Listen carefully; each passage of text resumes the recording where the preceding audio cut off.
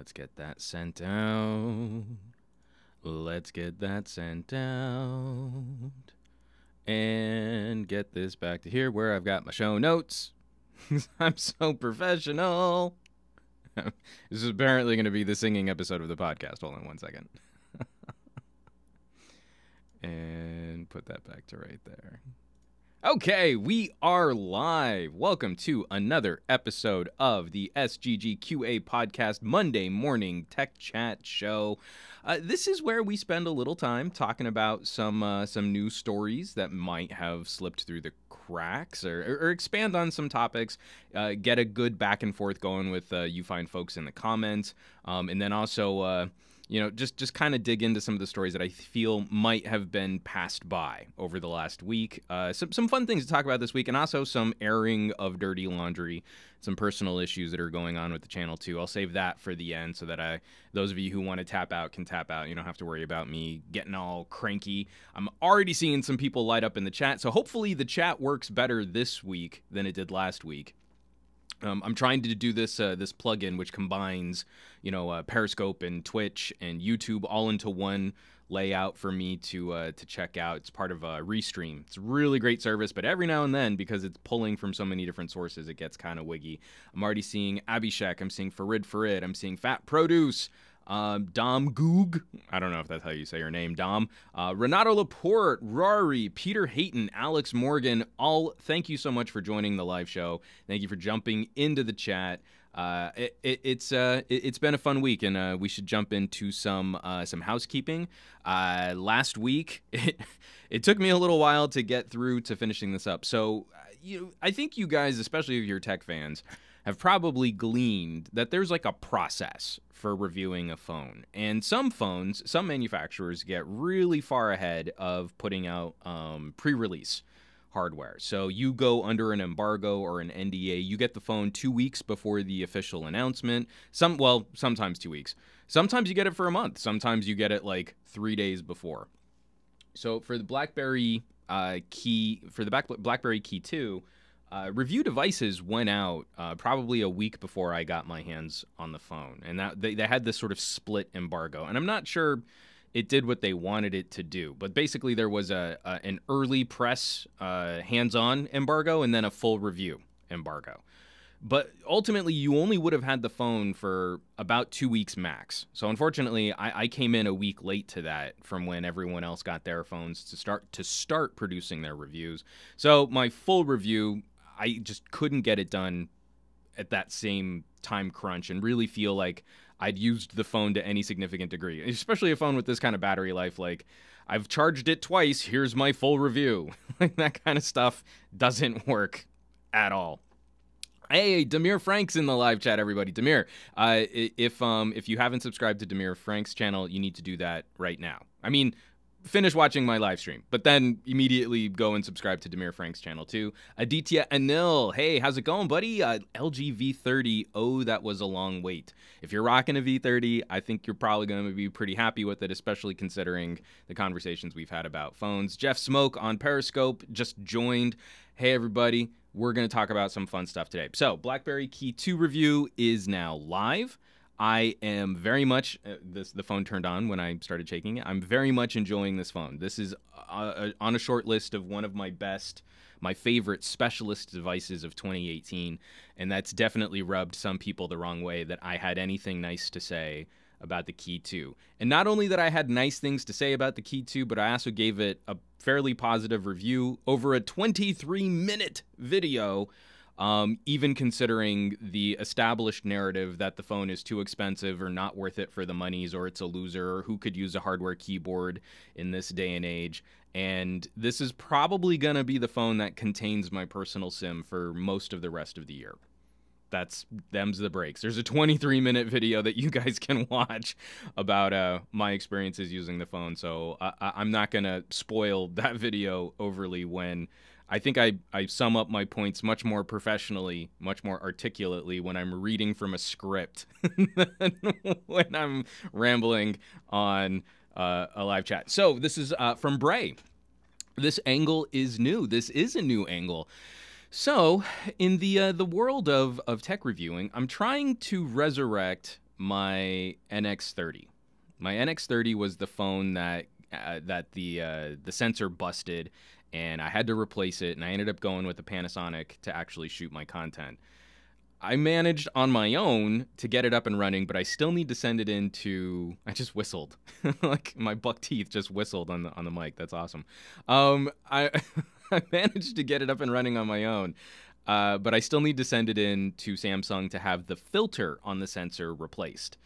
If you can see, there's a big dark cloud right where my hand is. Yeah, I'm trying to run it right through the shadow on my bookcase. But one of the advantages of the NX30 is you don't need a bunch of funky custom AC adapters. Like, you plug in a USB cable and you can power it directly off a USB cable, and it's also got an HDMI out, a clean HDMI out. So I'm not going to be using this camera to shoot reviews anymore, especially because I've moved over into 4K for all of my reviews. But this could potentially be the best streaming camera ever made. Running it through a capture card, so I'm running it through an Aja UTAP. I've got a link for that below my show notes.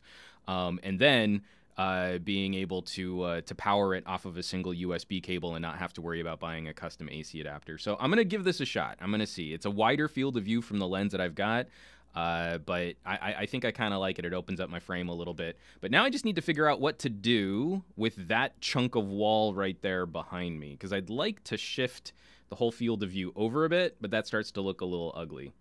And then you also see, oh, I just bumped the mic. You also see some of my zones. So, like, to my left is my recording area zone, where I've got acoustically treated blankets up on the wall to help with certain aspects of testing audio and listening to audio and then recording narration. If you caught the Mr. Mobile Mic Me review, that's where I was recording with the Mic Me to try and help block some of the noise in my environment.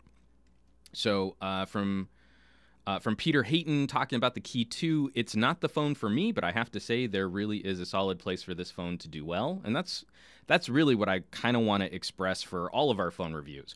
I think the idea of an all-rounder, it does everything well phone is starting to lose its sheen, and I think there is a small but significant group of people out there that want a bespoke gadget or a device that is much closer, much better fit for their specific needs, as opposed to just like, because I think that's the big argument for the iPhone, is that it's just good. You know, it does everything well. Everything is good, but it doesn't excel in any one category. And so if you want something that's like the best audio capabilities, then you probably shouldn't shop an iPhone. If you want the absolute best camera, then you probably shouldn't shop an iPhone. And that's a part of the discussion that I hope is starting to gain a little traction. You do need to make some compromises, but if you make a few compromises in one area, compromises you can live with, then in another area you can get something absolutely baller for what you need to do. From Hisham, what do you think of the Xiaomi phones? I've been a longtime fan of the brand from afar. I like what they're doing. I like their manufacturing. I like their aesthetic. I like their design sensibilities. And I haven't gotten to play with one in years. I keep reaching out to them. Only 30% of my audience is located in North America. They don't care about that. I'm American. I don't get review units. And unfortunately, with my current lineup of review kit, it's a little too much. It's a bridge too far to pay, import, ship, spend some time with a Xiaomi, and then potentially try and return it, because I'm not going to be using one as a daily driver immediately, which is kind of frustrating. But, you know, who knows? Maybe I can blow this channel up. Doubtful. From Fat Produce, I liked that your Key 2 review was different from the other reviews that were pretty bland that all sounded similar. I think that there is a notion in gadget reviewing where you're going to start seeing more of us playing to SEO. Right now, I'm kind of building my channel on the Misfit devices, on the Misfit toys. I said some nice things about LG, and that seemed to bother people. I had some critical things to say about OnePlus, and that seemed to bother people. And now I've said some nice things about the Key 2, and the Key 2 review is actually outperforming my OnePlus 6 review. That is a step in a more diversified direction for me. So if I'm gonna be the smaller little YouTube creator, YouTube content host, and I'm not looking to necessarily try and blow up my channel, like I don't care about getting millions of hits on YouTube because they're not really monetized. We're gonna be talking a lot about this later. I shouldn't blow my talking points this early in the podcast. Then I feel like it's a better position for me to be intellectually consistent and internally honest with how I go about reviewing devices. I don't have to worry about those situations where I might be trapped because I'm nervous or I'm afraid to say anything too critical about one device when then I can, change my mind suddenly when a manufacturer that I do like does something that I would normally criticize from another manufacturer. So it's not that I'm trying to put down any individual content creator, because this is a tough racket. This is a tough business, and the people that I really look up to, they've got a lot of hustle. But I feel like there is huge potential right now to fall into the SEO trap. Only making videos that are going to perform well means that you have to leave a lot of devices on the chopping block, means that you have to leave a lot of gadgets out of the conversation, or when you do bring them up, you bring them up as if it's a foregone conclusion that they will be the loser. And I feel like that's where the key to has fallen for a lot of other content creators. It's easy, it's convenient, and you can use the key to make it look like you can still deliver those tough criticisms, but you're not really reviewing the key to, you're reviewing what the key to isn't.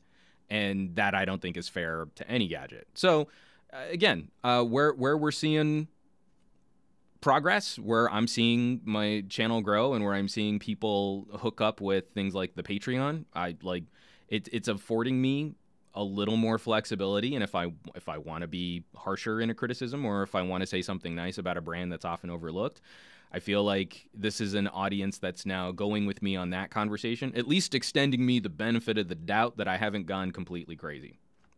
From Will Arnold, are you no longer with Pocket Now? Will, I left Pocket Now a couple months ago, almost 2 months ago now. I had been transitioning out of Pocket Now for a while, and we finally parted ways. In fact, if you catch some of my Twitter photos, like I posted this photo of this giant box full of phones. Those were all Pocket Now devices that I was finally sending back to another Pocket Now editor. And so I'm very, very happy about that. It got really bad at the end there because my office is super tiny, but I was literally wading ankle deep through boxes and packing materials and gadgets that were just on my floor because I had literally no room left to store or house them. And this was a process that had started when I joined Newegg. So the middle of last year is when we started the process of extricating me or cutting me out of Pocket Now production. And it took that long to eventually just say, I'm shipping you a box. Where do I send it? So that's the gig. From Ruari, I'll send you an Ireland flag for your wall one. You know, dude, again, in the whole world of like politics and different peoples and stuff like that, the Bagnell family comes from Ireland, and there is some chatter about a few of us looking at what it might mean to pick up Irish passports because of our family being pretty recently delivered onto the American shores. Then also, I've got a lot of Spanish heritage, so I might be trying to go kick it in Spain for a while too. We'll have to see, but there are a few more adventures open to the Bagnells coming up soon. I would rock an Irish flag. We've got some conversation about DxO scores. James W. Many of the reviews of late have been stale. Key 2 reviews were pretty much the same. From Jose Perez, I can't read this. Jose Perez, Flossie said the G7 was worth the money and great phone, so you're not the only one. See, this is what's so concerning. Look at a dude like Flossie Carter. Flossie Carter is someone who absolutely deserves much more attention than he's currently getting.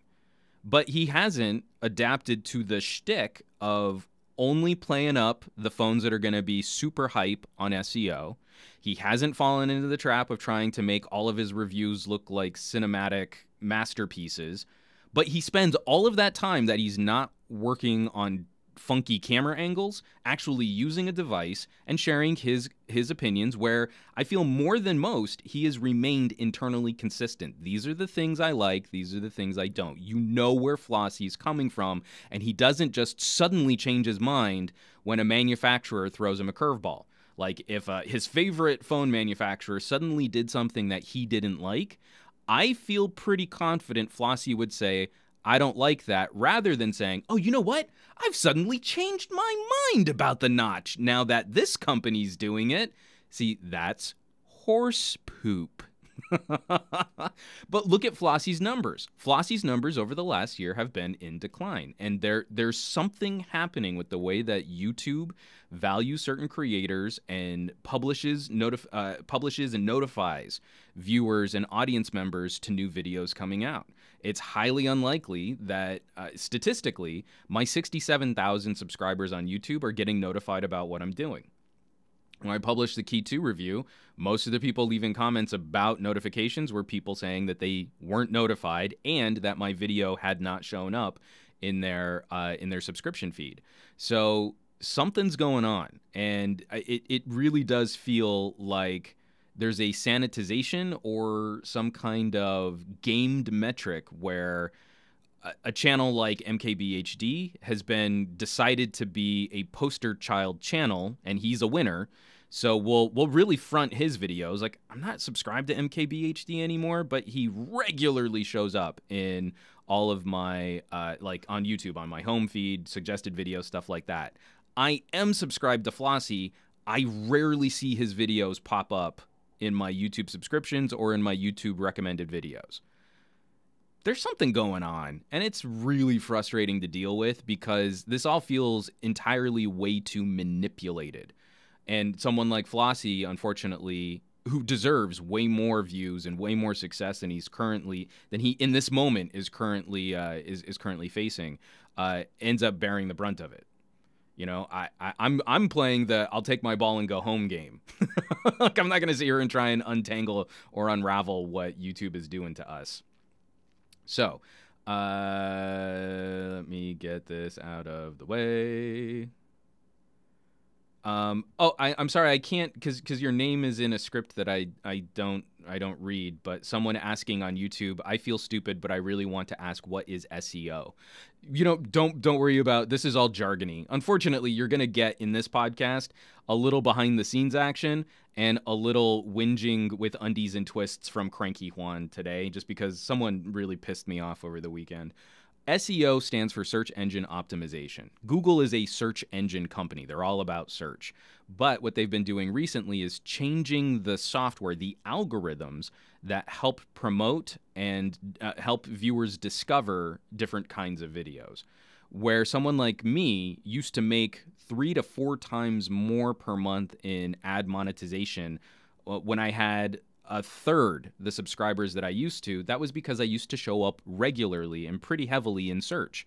So even though I only had 20,000 subscribers, I would have videos that would hit 6 digits in views, and then those views were really well monetized because I would put out slightly longer videos.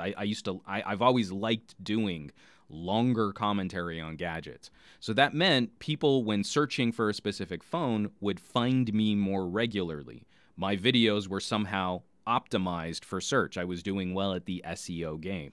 Over the last couple of years, Google has really been manipulating not only how search works, but then how notifications and discovery work. So if you're subscribed to a channel, that's not enough. You also have to smash that bell icon.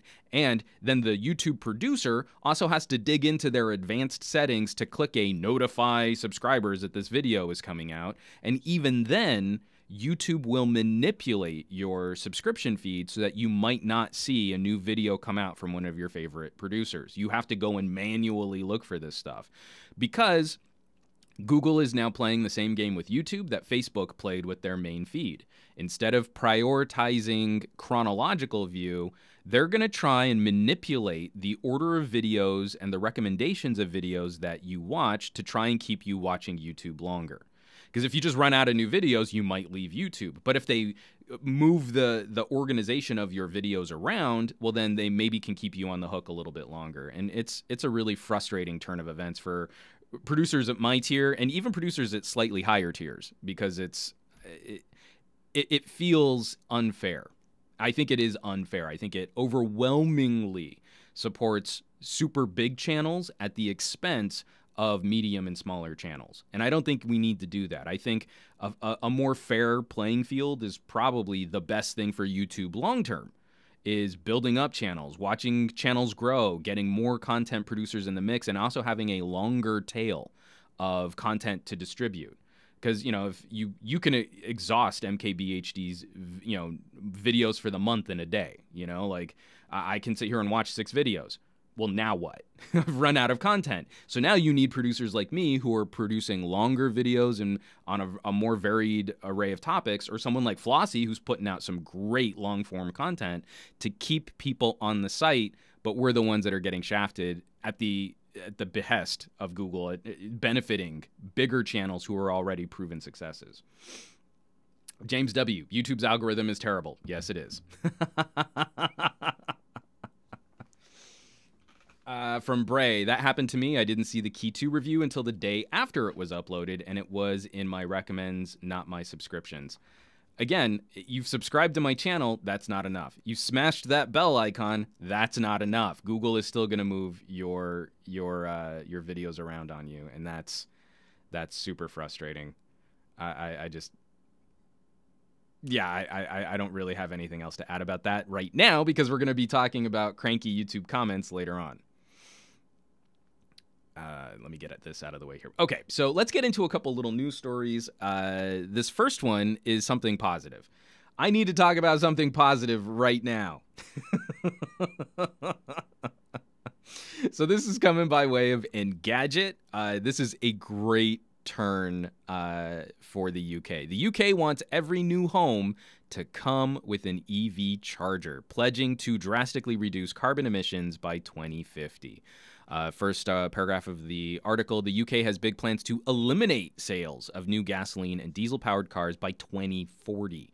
Electric vehicles are the key to making that work, but the required chargers are few and far between. Today, the government is unveiling a proposal requiring new homes, streetlight posts, and businesses to have charging points. It will reportedly boost that with a £400 million fund for companies that produce and install EV chargers.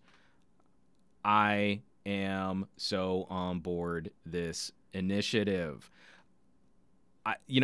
It's you get into some of these conversations about government picking winners and losers, but internal combustion engines have been floated on subsidies, on gas companies and oil companies getting all of these great breaks on drilling rights and cheap land to go and suck this stuff out of the ground. And we've seen sort of an entrenched position in supporting industry that has been kind of old for a while now. If we had been pushing EVs like we are today, I don't know, 10 years ago, even through the hybrid revolution that Honda and Toyota started, we'd be much further along. And electric vehicles stand to bring a huge benefit for countries like the United States that have an aging infrastructure, an aging electrical grid. They become these awesome backup batteries that we could, if we had smarter appliances, smarter homes, better data connections, that giant battery in your car, maybe also a giant battery in your home, become this wonderful service where we could minimize the impact on the electrical grid during really hot weather. Was it Saturday? I think it was Saturday. It was Friday. Was it Friday or Saturday? Friday or Saturday. It was so hot, I've cooked my brain. We hit 117 degrees in the valley, 117 degrees Fahrenheit, not Celsius. That entire day, we were just having rolling brownouts because our grid just couldn't handle the huge number of people kicking on air conditioners and still having to have an army of appliances on at any given time. I would not have been able to work that day because I couldn't trust that at any given point my computer wouldn't just suddenly have to switch over to my uninterruptible power supply, my UPS. That's a lot of load to put on my UPS, and I also want to keep that around in an emergency, not have to worry about my huge workstation killing that battery. So you know, to see the UK getting after this initiative is a huge step in the right direction. There are more countries that are talking about getting rid of internal combustion, gas and diesel, especially what with the issues that companies like Volkswagen have had in the EU, playing with emissions reports. We can't trust that they're actually giving us good data, and the way that they've structured how the EU enforces that is entirely gamed. There's a great documentary on Netflix. It's one of the Dirty Money episodes, and it's just so galling to see that these companies have exerted an unnatural and unreal level of influence over these industries at the expense of consumer safety and public health. Like, they get to subsidize health problems by getting to make cheaper vehicles that pollute more, and then it's on your healthcare industry to help all those people that are going to have health problems. That is unconscionable, but you know what? They made great quarterly profits. So they made great quarterly profits at your expense, and you get to pick up the bill for all the people that are going to suffer because of that. So this is exactly what we need. If we've got an infrastructure around electric, which in any way, shape, or form resembles the infrastructure that we've built for gas or diesel, it makes EVs way more palatable to your average consumer. You drive to work and you can plug it in, get a little trickle charge. You've got enough to run your errands and get home. That's all you really need. And for people who are worried about road tripping, then having that extended infrastructure and hopefully on class 3 chargers means that you can drive far enough that you're going to eat a meal. While you're eating your meal, you're going to charge up enough to get to your next point on the road. And we'll have better battery manufacturing because we'll be iterating these products more aggressively. Even Ford is getting rid of all their cars, and even they're looking at their investment in battery technologies. Shell, the oil company, is buying up a crazy number of green tech and battery manufacturing capabilities. Tesla building batteries in the United States, and while their Model 3 is not really existent, it's almost vaporware that they haven't gotten this car out the door. What we have seen is a huge boost in the speed of manufacturing a battery cell. By 2040, we should be well into a new infrastructure to support vehicles that do not run on petrol or diesel. That would be awesome. From Sean Vega Velez, the U.S. should be a world leader in clean energy, but we're too stuck on fossil fuels. Again, there's this weird political conversation where we have to support industries that win. That's United States socialism. Are you a billion-dollar industry? Well, then we'll give you tax breaks and we'll help you at the expense of any upstart company. It's this kind of weird upside-down libertarianism, right? Like, oh, free market, but give oil companies all the breaks and tax, and make sure electric companies like wind and solar, that they have to compete without any government backing, unless it's the Carter administration. Make sure they have to pay their dues, but give a whole bunch of sweetheart deals and tax breaks and free land to the oil companies. That's keeping a free market right there. So it's ridiculous. From Peter Hayton, I do want...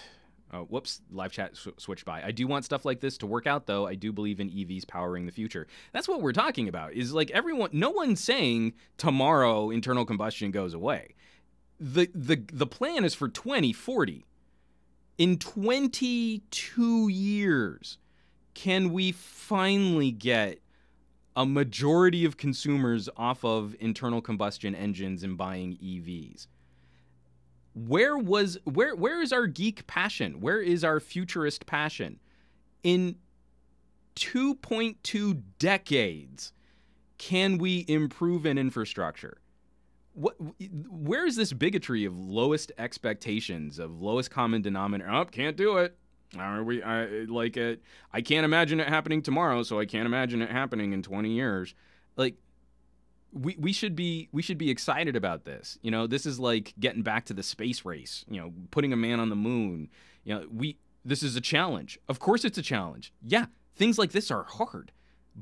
But that doesn't mean we shouldn't do them. In fact, it means we should be excited about moving the needle on this, of pushing a bloated, aged infrastructure built on government influence, not because of a meritocracy, not because it's the better technology, pushing it over the precipice to really changing the way that we live our lives for cleaner air, for better power distribution, for freeing and democratizing travel at the same time that we'll be looking at things like self-driving vehicles. Those two going hand in hand on an electric grid. That is so exciting. So why would we ever sit here and go, no, I need my V8. What the hell?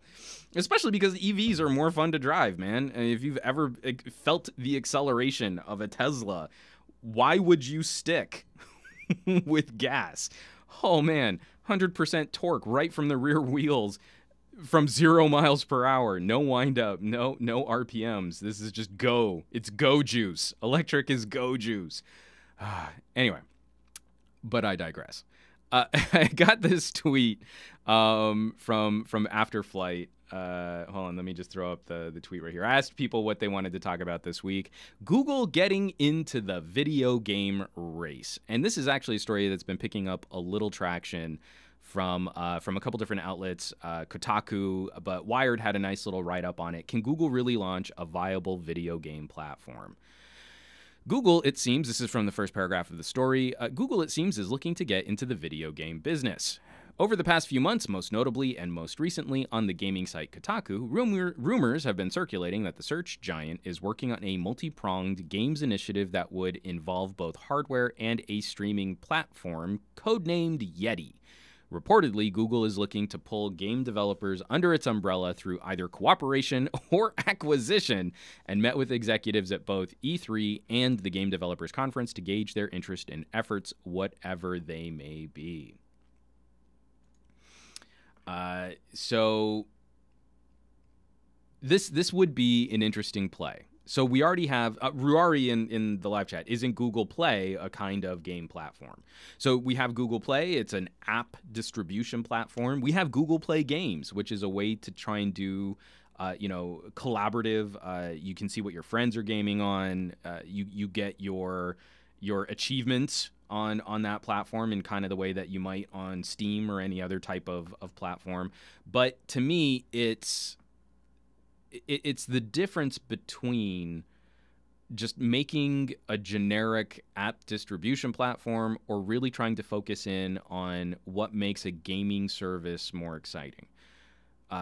Focusing that experience in a way where you've got great hardware and software synergy. Because right now, you can load up Google Play Games and fire up a 4-year-old $100 phone and have a miserable time gaming, right? So there's no standard or there's no quality control outside of buy the most expensive phone you can.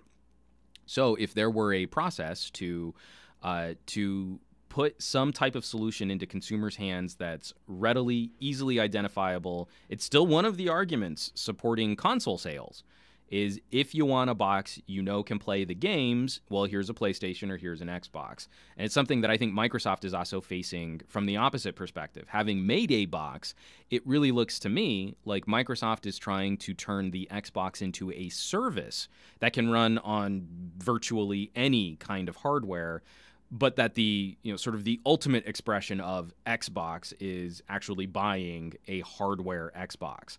But if you build a gaming PC, it's going to be indistinguishable in terms of gameplay from that Xbox box experience. That was more confusing than I needed it to be. A couple of good comments here. From Aditya Anil. So they develop 4 to 5 different messaging services, ditch that, and build something new. They want to get into gaming, Wave, Google Glasses, Google Goggles. Come on, Google, give us a uniform Android platform first. I guess they could have bought out, what was it, the Ouya? Was that how you pronounced it? That little gaming box that ran a build of like Android 5. From Ruari. Google can have a crack at a new Duke Nukem. Bring back some classic franchises. LGH, will people adopt a gaming solution without identity like this? Don't you need your own IPs and stuff? It seems too generic like this. Maybe if they bought an existing company with a strong game name and their own IPs, it would be different. From Ferrari, Jesus Christ, that's a big mug. I do have an oversized coffee mug. I didn't feel like going downstairs to fill up coffee in the middle of this podcast. So from LGH, that does seem to sound like Google is examining their options and whether or not they could buy out other gaming industry, gaming companies, gaming franchises, to make. Essentially, you need some first-party solutions. The Switch does well because Nintendo has a catalog of characters and games that people really want to play. And novel hardware, just it's peanut butter jelly time. It really makes that an exciting prospect for Nintendo fans. From Tech Valor, I think Google is too late to get into the game console arena. So, I don't believe that any company is ever too late to join an established market. I think it's just, do we believe that Google will dedicate the time, the resources, the talent, and will make the right plays to, because essentially it's all luck. At the end of the day, something taps into the moment at the time. No one is capable of predicting what's going to make a success, but there are some general guidelines that we can follow to say, well, you make these kinds of plays, you're more likely to succeed, but you could still miss the zeitgeist. You could still miss the flavor, the moment, what people are really into for that time. Someone just compared me to Egypt Pie, and because of my oversized coffee mug, and I will not have that stand. Someone's looking to get banned from my live chat. That is not okay. And also, my mug's not that big. It's not comically oversized. It's just I need a full pot of coffee in one mug. It's not cool. Not cool, guys. Getting back to Google and video gaming, I think they could make a play. I think they could make a splash, and I think they could pull some gamers over into that ecosystem. They have some arguments to make, like game streaming directly to your Android device in a way that's more seamless than a third-party solution, investing in their Google Home and Google Chromecast infrastructure so that you can move apps and services to different types of displays. And if they could pick up some of their own exclusive titles, then I think they've got every opportunity to carve out a niche for themselves in gaming. This would be a smart play on their part to tie their services together. So not only do you have just Android as a platform for apps, then you have some notion of Google as an actual service for dedicated gaming, and maybe it's a box under your TV, or maybe it's just a phone or a tablet. And then we've got all of the back end on things like streaming services. So if you wanted to give YouTube gaming a shot in the arm, which it desperately needs because YouTube gaming is kind of a raging dumpster fire right now, then tying those together, kind of pushing your search engine to look at who's streaming Google exclusive games. Let's give them a little more search notoriety in YouTube gaming and on YouTube proper. All of those things tying together, I think Google can influence their own chunk of the market to be a successful company in that regard. I don't think you're ever too late. So that to me would be the interesting play, though, is if we see a cohesive vision for ecosystem, then Google has a huge opportunity to make a fast grab at this market. If they kind of limp into this market, put out a box or a couple games, then it's going to take them 3 or 4 generations of gaming hardware to really join this conversation in earnest. And that's really more the Google I think we're apt to see. There's a Google that's really spread. They're not focused. They're not executing on these concepts very well. Aditya Anil mentioning messaging apps is a perfect example of just throwing stuff out there. We could be refining and focusing on the platform we've established, but instead, let's play a whole bunch of games with branding exercises. Google Now, Google Assistant, Google Lens, all the same thing, but we'll just keep calling them different things and putting them in different places on your phone. That's not a cohesive vision. That's not something to build a platform on. And I think that's the Google we're going to get if they try and do gaming.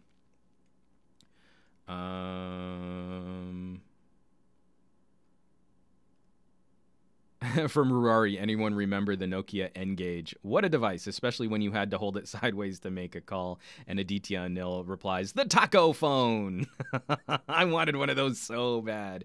God, there was that whole era where Nokia just ignored us in the United States so hard, and it just made me want them more. I'm such a masochist for stuff like that. From Farid, Google should just make maps-based games like Pokemon Go, and players get rewards in Play Store based on how much they run. So I think this is another thing that's pushing them towards looking at their own gaming solutions. I'm pretty sure, didn't Google own, or at least they were like bankrolling Niantic for a while? What was the other AR game before Pokemon Go that Google was really backing and was going to make into this new platform for augmented or alternate reality gaming? And then they kind of just passed it on. And then shortly after they gave up on Niantic, boom, Pokemon Go explodes. Like batteries on Android devices are melting the world over because of Pokemon Go in the first month.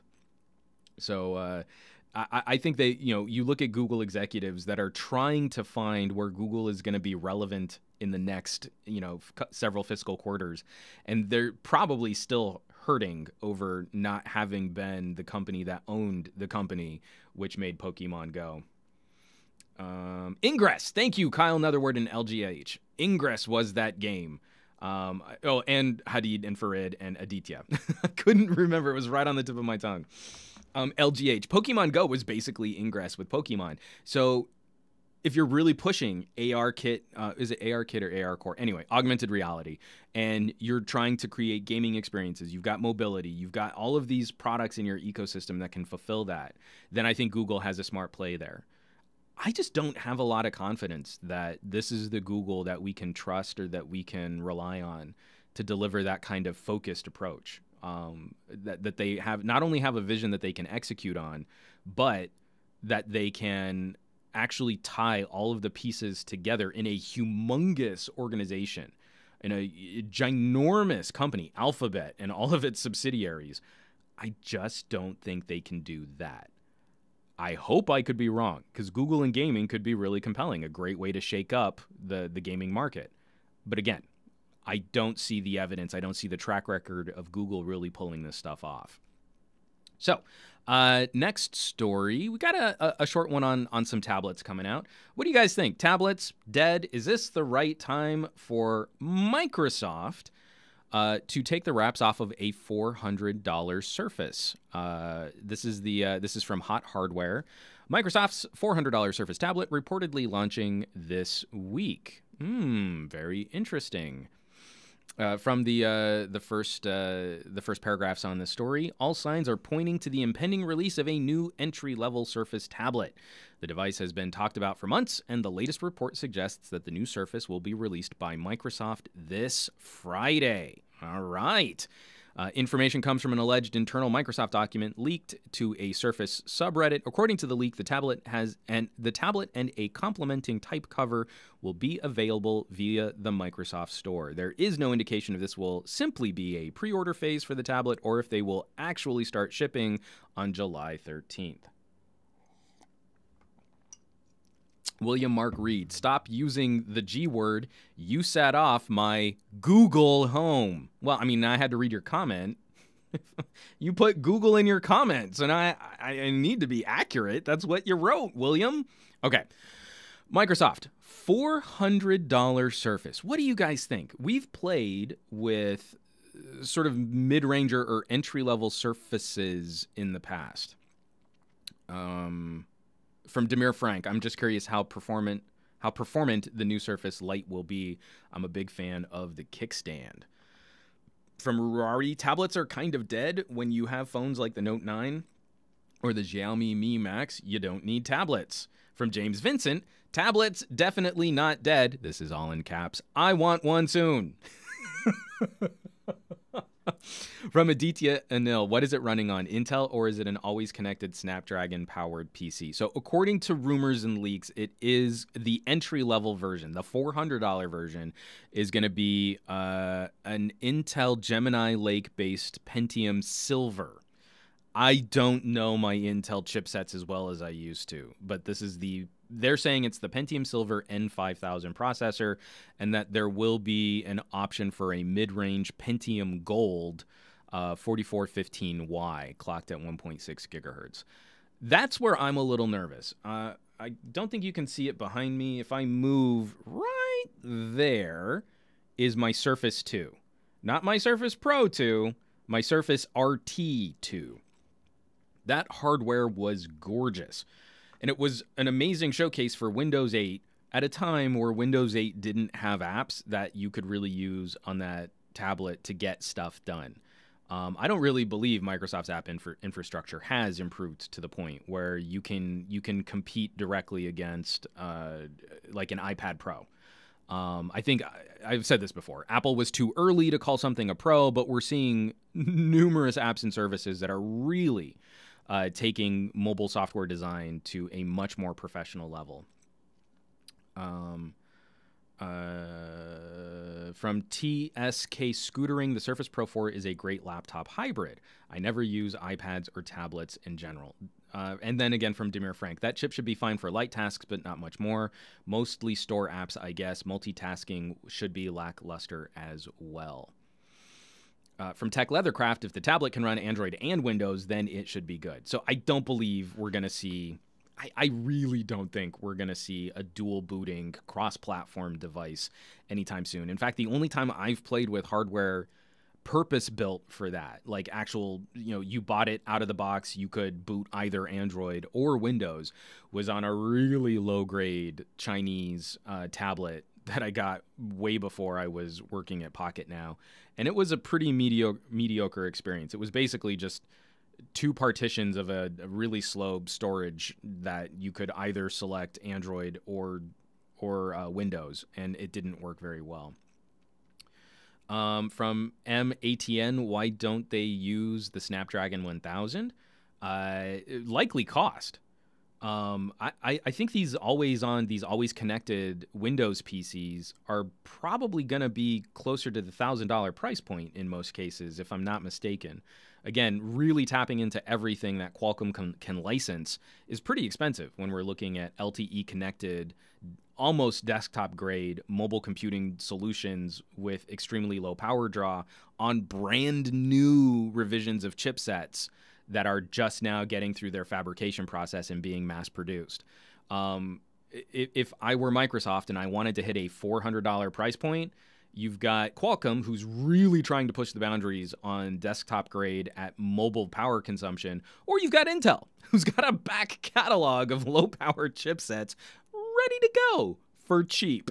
That's kind of what I'm getting the sense that this new Surface is probably going to be. If they're calling it the Surface tablet and there's no expectation that this is in any way, shape, or form supposed to compete with a Pro device, then that price point is critical. You can't make the same argument. I mean, what we saw from the Surface RTs, we were closer to the $500 and $600 price to category on a well-spec'd Surface RT, or there was a Surface 4, low power Surface 4, I believe also. So that to me is kind of the game that they're playing here. How do you guys feel? Because this is a question that I've had before, and we get into cranky Microsoft arguments whenever I'm on the Board at Work podcast. So a lot of people out there saying, tablets are dead, tablets aren't dead, big phones have killed tablets, but there's a special niche. There's a special flavor of Windows modular, flexible computers that seem to escape the notion that the tablet is dead.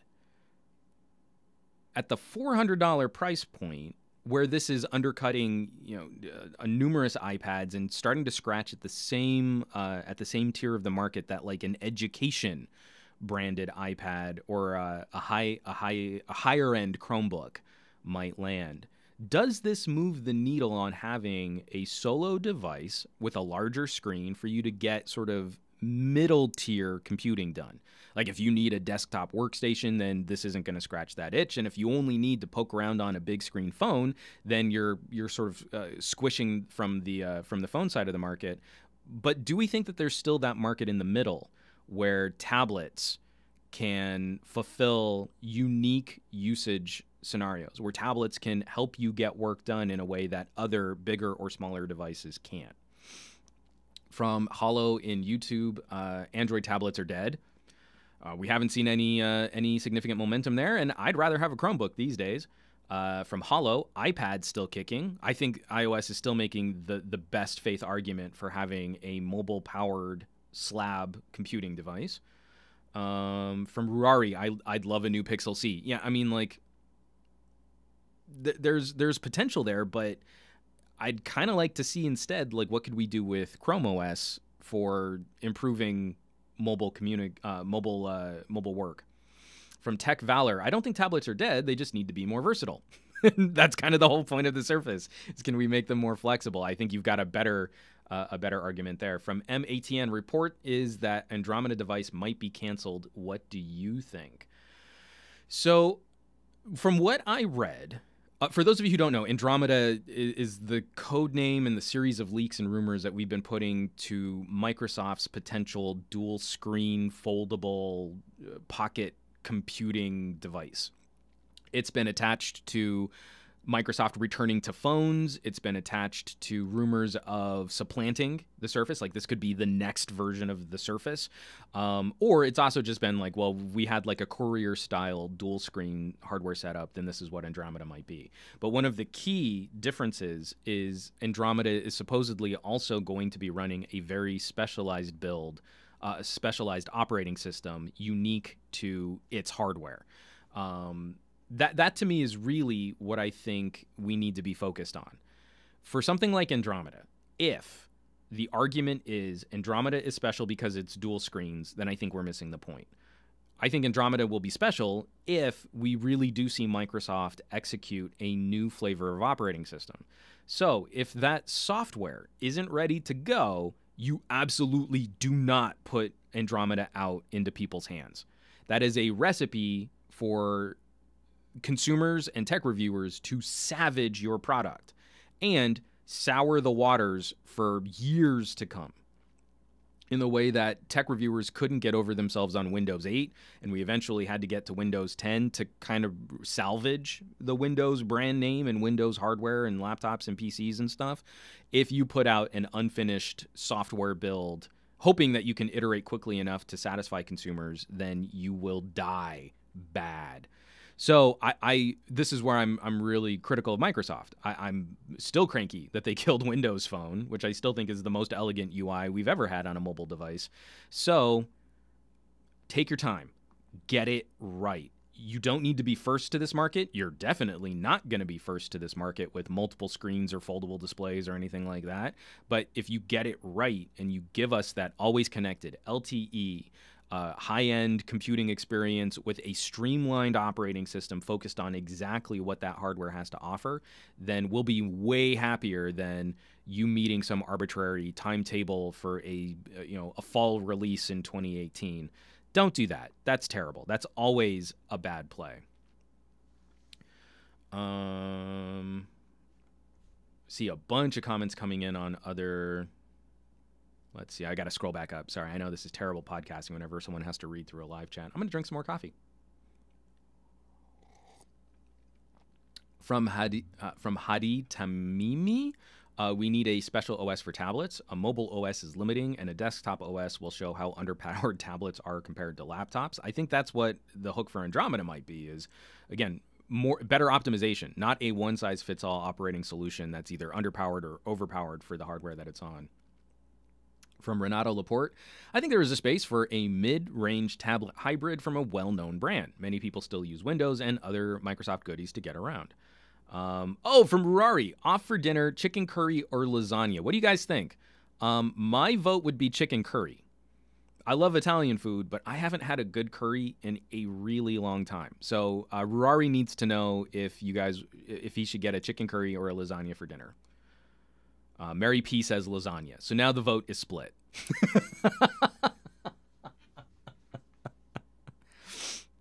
From Ray Gramada, man, I wish Microsoft hears you out on that. I've been complaining. See, this is what kills me about the current flavor of tech fans. I came up in a generation of tech commentary where if you were a fan of a brand, you held them to a way higher standard than companies you weren't fans of. And now that seems to have flipped, where like if you're a fan of the brand, then that brand can do no wrong and everyone else is a fail below them. Let's see. Aditya Anil, lasagna. Renata Laporte, lasagna. Hollow, chicken curry. From Ruari, I'll get both. Well, Ruari, whichever one you don't eat, I don't know, just send it my way. You know, I'm sure if you get some dry ice and you pack it really well, it can make it through customs. That'll be fine. From TSK Scootering, I've never even had a curry. Oh, TSK, you are missing out. I loves me a spicy curry. Okay. I want to get into some Apple news. We've been talking about tablets. So this is one of those interesting transitions. People were saying in the live chat, Apple has a better take on a slate or a slab of computing. And I think they're going to be, in the near term now, I think they're going to be doing a better job of communicating the benefits of an iPad to consumers. Why do I believe that? Because unlike companies like LG, I'm going to be complaining about LG a little throughout this too, we are set for a series of 15-second advertisements highlighting individual features of the iPad that can also use the iPad Pencil. This is a really big deal. This is from Mac Rumors. Apple depicts iPad as laptop, textbook, and paperwork replacement in series of new ads. Apple today shared 4 new 15-second ads highlighting the portability of the iPad for education and travel. This is why the top 2 companies. So it's not that I think Apple or Samsung make bad products. I think they make very good products. The counter to that is I think numerous other companies also make very good products. It is not a coincidence that the 2 companies often at the top of the consumer electronics heap, Apple and Samsung, are also the 2 companies that combined pour, over $2 billion a year into advertising their products. From Omkar, what's a computer? I had to do that voice for it. From Kyle Netherwood, Apple's marketing is annoyingly good compared to better companies. I mean, maybe not even better companies, just any other company. You're going to have 4 commercials coming out, 4 highly focused 15-second spots highlighting individual features of the iPad. You don't need to convince the consumer to go with you on some kind of branding feel-good exercise.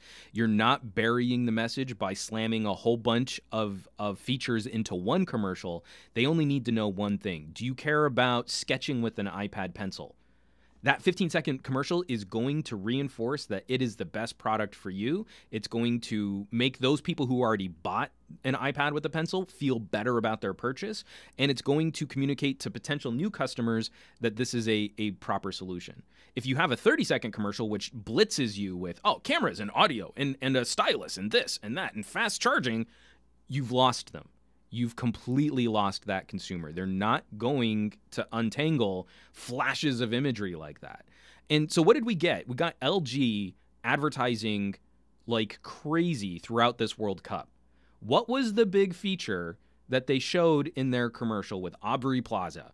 It was that they could say, okay, G, use the hot word, to take a selfie by using a voice command. That's not even a feature of an LG phone. That is a feature of Google's operating system. What are we doing here? You've got the world's best audio mobile platform in the G7. You've got one of the only wide-angle shooters on that camera. Where are our 15-second commercials to detail, rated water durability and drop resistance, dual lens camera with a wide angle shooter, and the best in class audio for headphones and the boombox feature? You could do a 15-second commercial of just putting a G7 on a box so that you can hear how much better the audio is and how you don't need a Bluetooth speaker if you have a G7. Whoa. Instead, you spend a ton of money on ad buys. You spend a ton of money to hire Aubrey Plaza.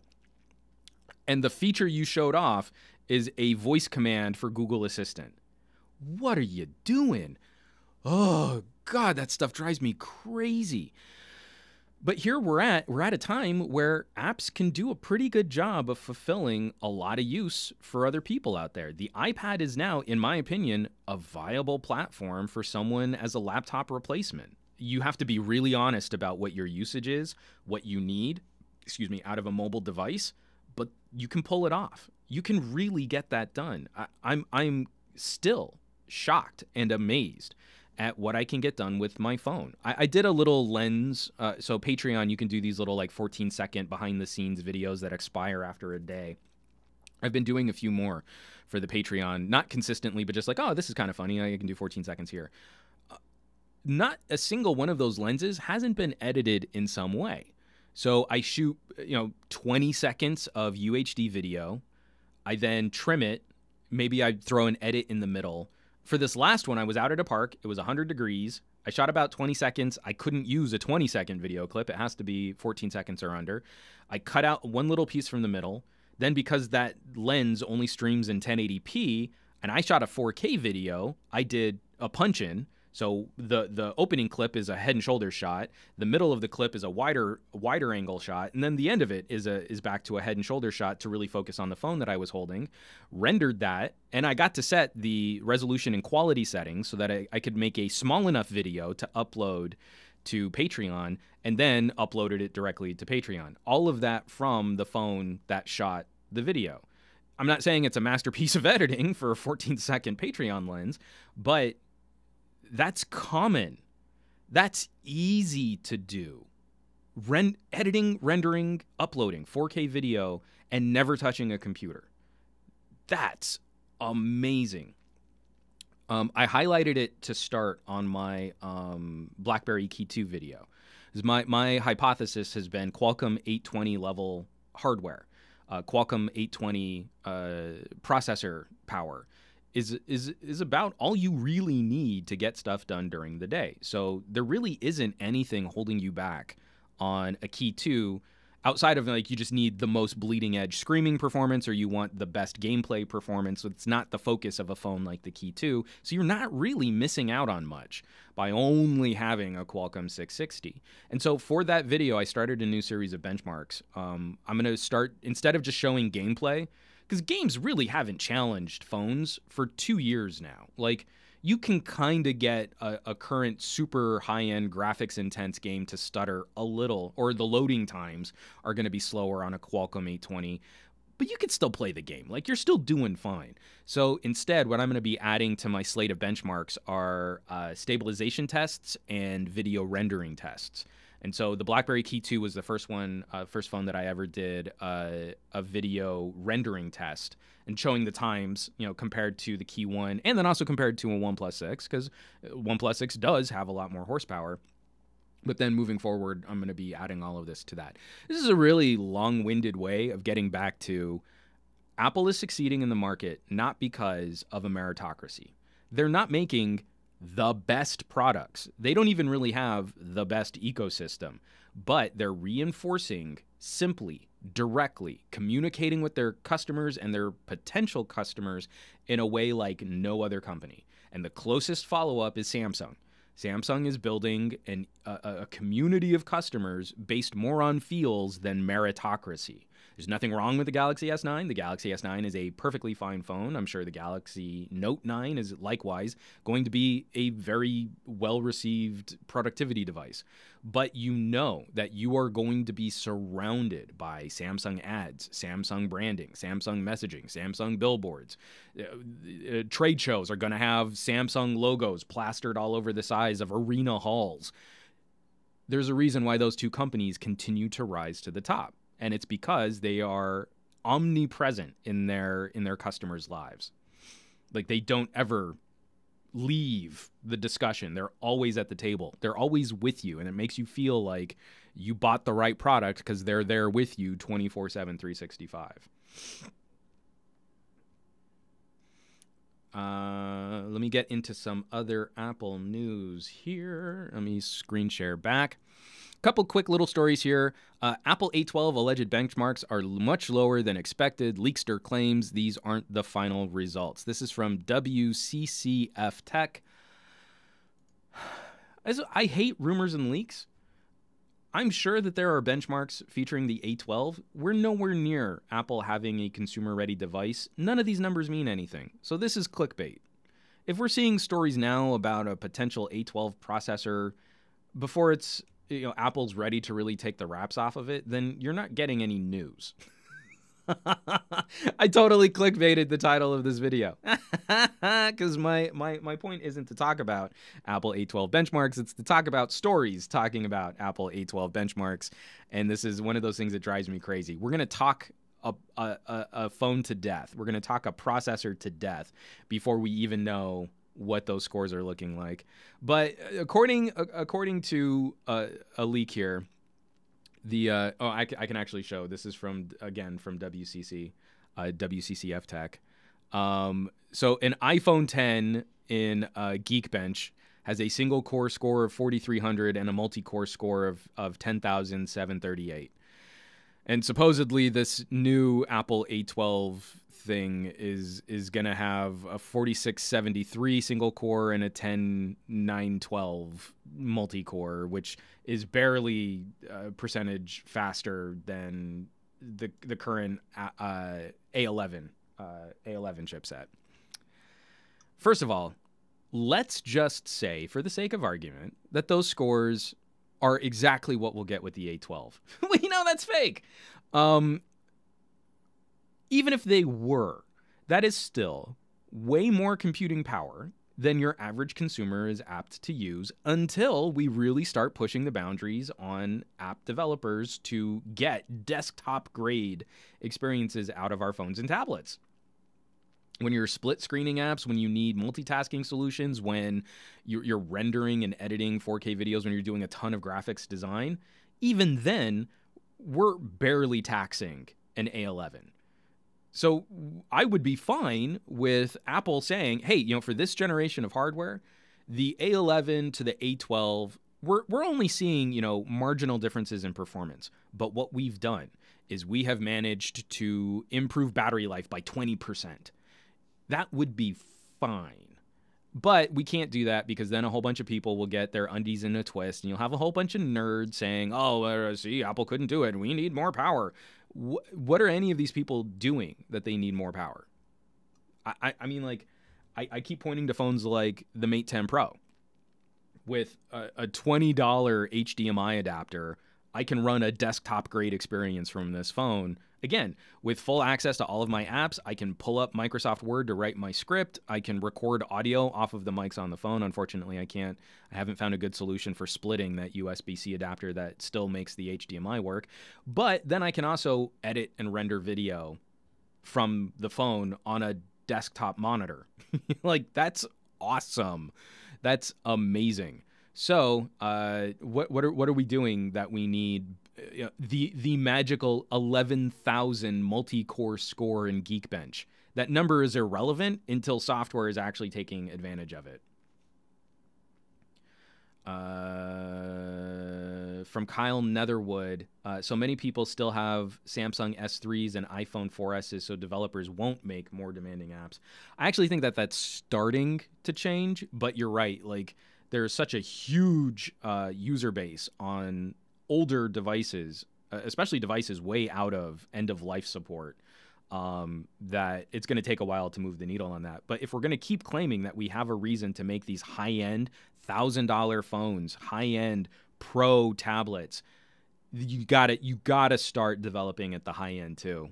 It's a chicken and the egg debate, but if Apple can't convince developers to take advantage of the power of the A11, then why are we still playing this game? And then Steve has the perfect reply. Steve DeRoche, you need more power for Facebook and iMessage. And Hollow also fronting that same idea. All most people do is scroll through Twitter, watch a YouTube video, so what do they need the extra power for? And Moomin agrees with me. I'd rather they concentrate on making battery life better. So we can all rationally acknowledge this, and yet I can put out a 23-minute video on the BlackBerry Key 2 with people flipping out that somehow a Qualcomm 660 isn't enough for communication and social media and messaging. That's the point of the phone. What do you need a Qualcomm 845 for if the point of the phone is crazy long battery life and the best communications platform with a ton of shortcuts for, making calls and launching apps? Like, for most people, a Qualcomm 625 is probably one of the best fits. Super low power chipset, get awesome battery life out of it, and it's still capable, not the best platform, but it's still capable of shooting 4K video. When so many people are still telling me, oh, you don't need to shoot 4K video. Why does the average person need to preserve their precious memories and their family events at a higher quality? Why would you ever want to do that? It's crazy. Okay, sorry. I'm better now. I'm feeling better. From James W., people still believe that we are in the old days. Old mid-range processors were terrible in the early days of pocket PCs and smartphones. Even taking it back, so what? Like what was I think the Moto G4 was still running a Qualcomm 610 series. Was it the 615? I can't remember. It was 614 or 615. I can't remember exactly what chipset it was. That was not the best experience. You ran into a lot of stuttering, a lot of stumbling. The media capabilities were pretty woeful. That one generation upgrade of going from the 610 to the 620, so a 615 to a 625, was epic. I still love the 625, 630 chipsets. The Moto X4 feels like a great phone. The Moto G5S Plus that my wife is using now because her Huawei P10, her purse destroys gadgets. It's very unseemly. But she's on we had a Moto G5S, a Moto G5S Plus lying around. She flipping loves that phone. A metal back phone with a dual camera sensor and a 625, and she can shoot, shaky, but she can still shoot 4K video, and she gets great battery life out of it. Like, this has been a winning move for her. And she was using the phone for a week before I told her, like this is an a higher end entry level phone. Like, there's nothing fancy about this. And I think she likes it better than she liked her Huawei P10. Crazy. So getting into these other, these other conversations, like, oh, I need this, this Qualcomm 845. And I really want to ask, what are you doing on it? I've asked several times on my BlackBerry review, what are you doing on your phone that the 660 is going to represent such a significant compromise that you'd be willing to trade the battery life for what this phone can do? And I haven't had anyone reply with anything meaningful other than just, oh, but I mean, they're just price gouging. You're changing the subject. What are you doing that a 660 is insufficient? This chipset does everything well. It won't do everything as well as an 845, but you get better battery life. I'm a grown-up. I can rationally make that compromise if I'm thinking with my brain. From Hadid Tamimi, I think people aren't flipping out on the 660 on the Key 2 because of performance. It is because of the price point of the Key 2. This is another thing that's really pissing me off about geeks right now. I would totally buy that phone if it were $300 cheaper. Is the dumbest comment you can make. Again, you have to ignore everything about the Key 2 and say a 660 isn't worth $650. Well, no shit. A 660 in a vacuum isn't worth a premium phone price. But then you also have to ignore that BlackBerry has a completely different manufacturing assembly and a completely different focus on security. There are hardware components. There are software components. I don't believe to date that any phone running Android from BlackBerry has been rooted. I think there is still a $1,000 bounty on rooting a BlackBerry Priv in a way that the phone can still be usable. So I think you can actually crack Android, and then immediately the components built into the device in the Priv make your phone a very pretty paperweight. You can't roll back to a previous build of Android because of what they've done to focus on security. And then you also have to look at things like a capacitive keyboard with a built-in fingerprint sensor that is so well integrated into the Android operating system. So from the Key 1 to the Key 2, you've doubled the RAM, doubled the storage, doubled the number of cameras on the back, maintained reasonably consistent battery life while taking the chipset up a tier. Going from a 630 to a 660 is a significant tier improvement, and that the phone is built better than the Key 1. It feels more robust, it feels more solid, and hopefully we won't have issues like with the Key 1, people flexing the phone and the screen popping out, right? So all of this is what you have to acknowledge in the price increase. This isn't just, oh, we're BlackBerry, we can charge $100 more because we can. It's literally every single part of the phone is significantly better than the phone that came before it. Now, you might not be concerned. This is, again, I'm cribbing this directly from my BlackBerry review. This is done better in my BlackBerry review. You might not care about that kind of stuff, but to ignore that that's what you're paying for is intellectually dishonest, is all I'm going to say. We can move on. From Demir Frank, the 835 is more efficient than the 660, though. 845 might be as well, maybe not on Wi-Fi, but data. I don't know, man. I know that you've said that the 625 isn't as power efficient as we thought, or the 630 wasn't as power efficient as we thought, but I have never been able to pull off the runtime numbers on a 3,500 milliamp hour battery in the 660 that I easily am able to do on the Key 2 on any other phone. Looking at the battery life improvements to things like the LG V30. We saw a great battery life bump going from the V20 to the V30. Ain't nothing like what I can do on the Key 2. So we're looking at what I would imagine is a less power efficient, kind of mid-spec, maybe even mediocre LCD display that has to drive near its maximum in more situations because that it's not this bright, super contrasty OLED, and it is a lower resolution. But I haven't found where sacrificing a couple hundred pixels really makes a significant difference or dent in battery life. But I can grossly outperform Galaxies. I can grossly outperform LGs with similar battery capacities.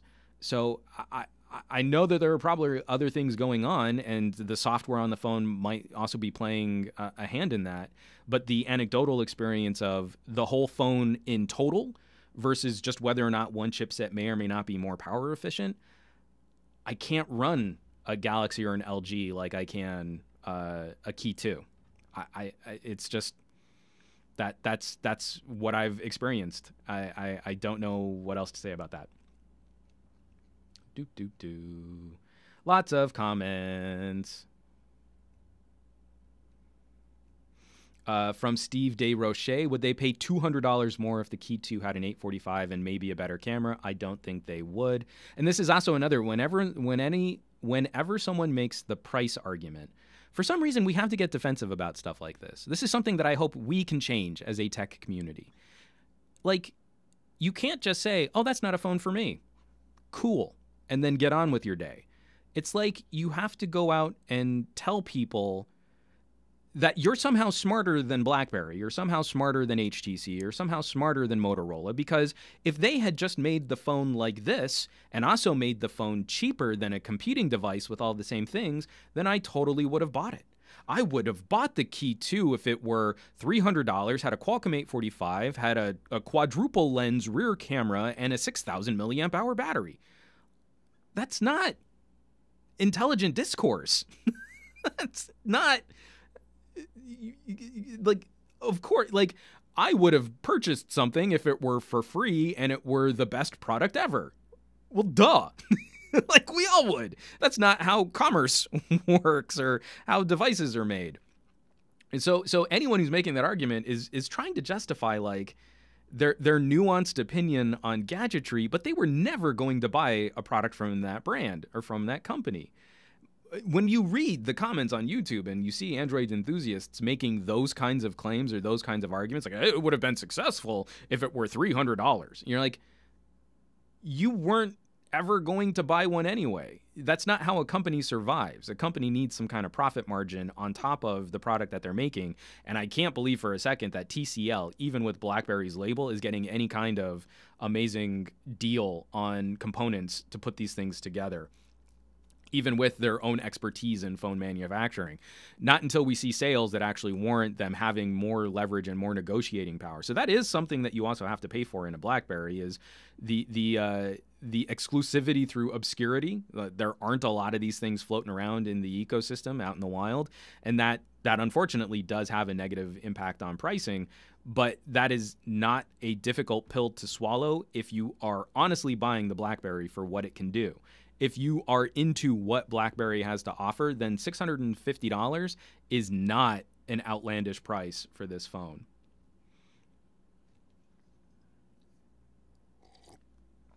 From James W., absolutely nailing it. If the Key 2 had the Snapdragon 845, they would still complain about the price of the Key 2. They would say no water or dust resistance, no wireless charging, no speakers. Again, you will always find geeks moving the goalposts on that kind of argument. Like, again, it's not the phone I buy because I buy from this brand, so there's nothing another brand can do to convince me to part ways with the brand I like. But in the comments, I'm going to sit there and criticize and make recommendations that are obviously specious at best. From Ghost in Your Screen. First of all, I love your name, Ghost in Your Screen. The problem is also that a lot of reviewers, let alone the community, act like market research has not been done, and also that tech consumers are the norm. That's another biggie. There are so many people that I would feel very comfortable recommending a Key 2 to based on their usage. There are still plenty of members of my family and friends where I wouldn't feel conflicted recommending an iPhone or an iPad for them, even though I will never use one of those as a daily driver, given what I know about the company and what I prefer to do during my day and how I get my work done. Techies, Android enthusiasts, are this cranky, loud echo chamber of people that don't acknowledge that they are a radically diminishing minority in overall consumer electronics purchases, and they get angry about that, and then they make themselves even less relevant to future discussions. And that's where we end up with features getting cut from our phones that we absolutely love, but no manufacturer is going to sit here and keep catering to us. We're too loud, we're too angry, we spend the least, and we demand the most.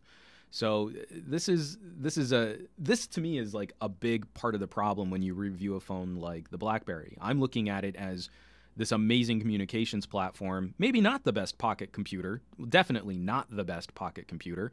But again, I'm a rational grown-up, and I can weigh the pros and cons of a purchase like that and still point to people in my circles of family and friends who would be way better served rocking a BlackBerry than a Galaxy S9 or, in my LG fetishing audio and stuff like that. From Kyle Netherwood, if you need a keyboard on a phone, you can't turn away from the Key 2 because it is too expensive. It is your only option, so it's 600 quid or nothing. I think part of the thing that bothers me about that sentiment from other tech reviewers is it's a way to write off the phone while still making it sound like they're giving it a thumbs up. Like, if you're into that, then you can totally go and get that. I mean, the rest of us know that that's not the right fit and that it's too expensive. But if you want it, if you are terrible at spending your money, then go ahead and buy one. And again, it's intellectually dishonest. I find it to be very disingenuous if that's the wrap up that you have on a product like that, because I don't think $650 is too expensive for this phone. I think, again, we need to be honest about the niche of consumers who are going to be best served by this phone. But in that community of people, $650 it's still $100 cheaper than a Galaxy, or I guess like $80 cheaper than a Galaxy S9.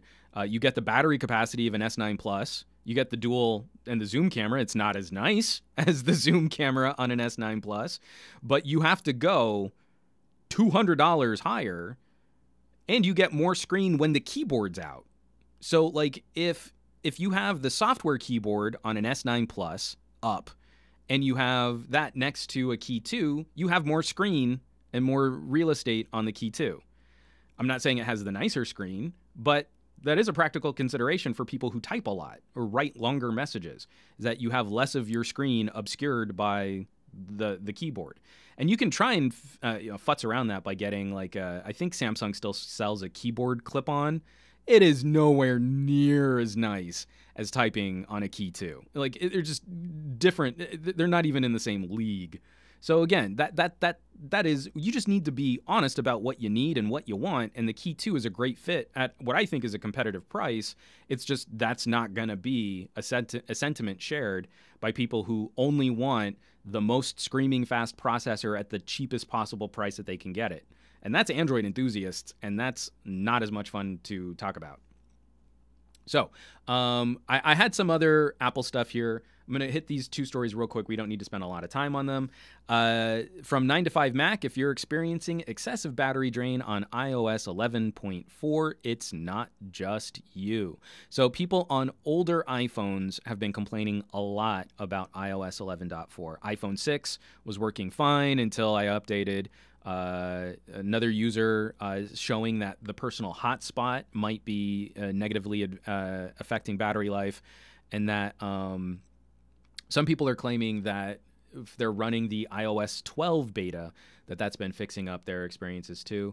It's one of those situations. Again, I'm pretty confident that most of the people in my stream probably wouldn't be affected by this, but another growing concern for your family and friends, especially on older devices. I've now 3, an aunt, an uncle, and a great aunt. I've had them go to Apple stores to get their iPhone batteries replaced. So with newer software and more demanding software, and Apple trying to recover from the throttling problems that they had, where as your battery would get to be around 6 months old, they would start CPU throttling to make up the difference in the battery degradation.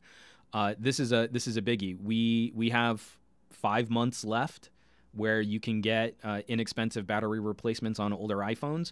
Make sure your family and friends on iOS are taking advantage of that. $30, get a new battery. For the life, what remaining life their phone has, that's $30 well spent, especially in light of newer software, which is more aggressively using that battery life because Apple doesn't want to be accused of throttling your phone again. So get out there and make sure your family and friends are taking advantage of that. I had to push my great aunt into, like, her phone was almost unusable. Go get the battery replaced. Oh, I don't know, and I have to go and wait and take it to it. Go get the battery replaced. She has like a brand new iPhone now.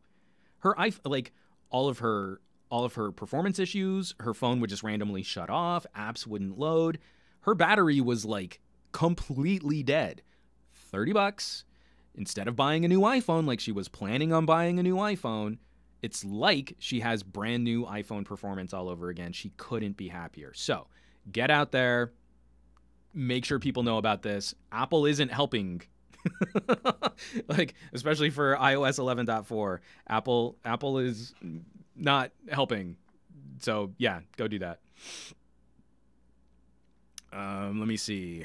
Oh, people still talking about like price, performance, and value and stuff like that. And Demir Frank is actually doing a great job of tackling that conversation in the live chat. So I'm going to leave that to you, Demir. Thank you so much for keeping my chat on point.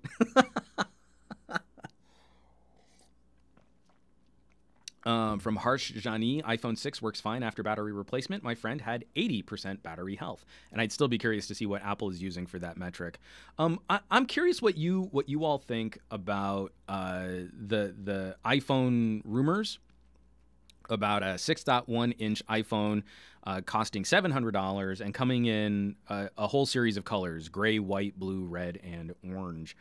My theory, my hypothesis, I don't like abusing the word theory.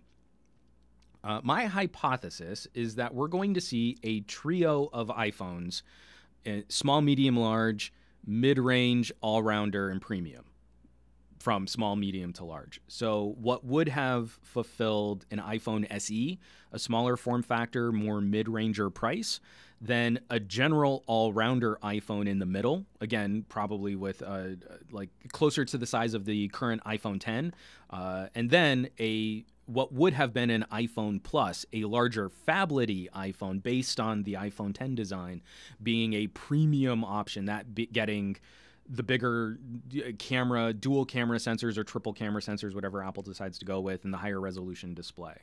I'm not super like people, I've been seeing people get really excited about different color options. You're going to have to put a case on it anyway because they're the most fragile devices ever made, alongside any other glass-on-glass sandwich.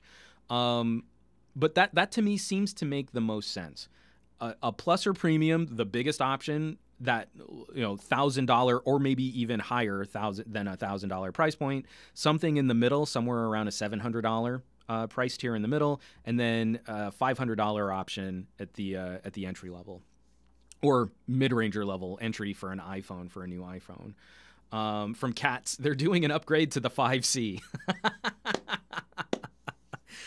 Colors. People like colors, so we'll make a cheap-ass plastic iPhone that no one's gonna like. I love it.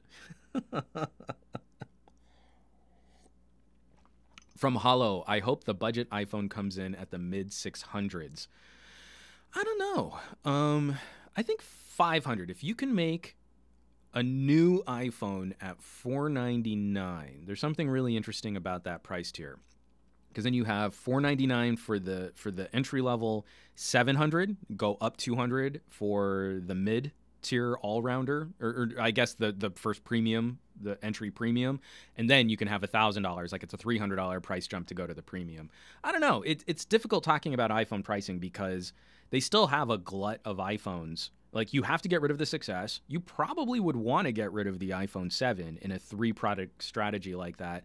And you can kind of kick around with the iPhone 8 as some kind of older solution or older fallback, especially for carriers looking for special deals. You can throw an iPhone 8 out at a $100 price cut. I don't know. It's really tricky because I'm not sure Apple. It's kind of like Samsung, Apple and Samsung. I don't know that they've really figured out what the next phase of their devices is going to look like. And for all the noise and all the buzz about iPhone 10, 10th anniversary of the iPhone next year, Galaxy S10, the 10th anniversary of the Galaxy, it's kind of tough. Like, I'll be really curious to see if they can find ways of making the customers and consumers excited again, because I think we're at peak smartphone, and I don't think they've got a good solution to crawl out of peak smartphone. I'm guessing that the budget iPhone will come with the iPhone 7's processor. Again, that's a good. I would agree with that. I think that sounds like a smart hypothesis to me. From Hadi Tamimi, $499 full screen design iPhone. Juan, what are you smoking?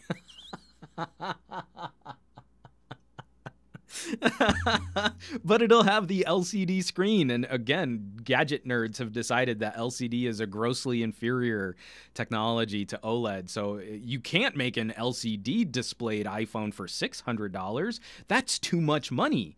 Who could ever?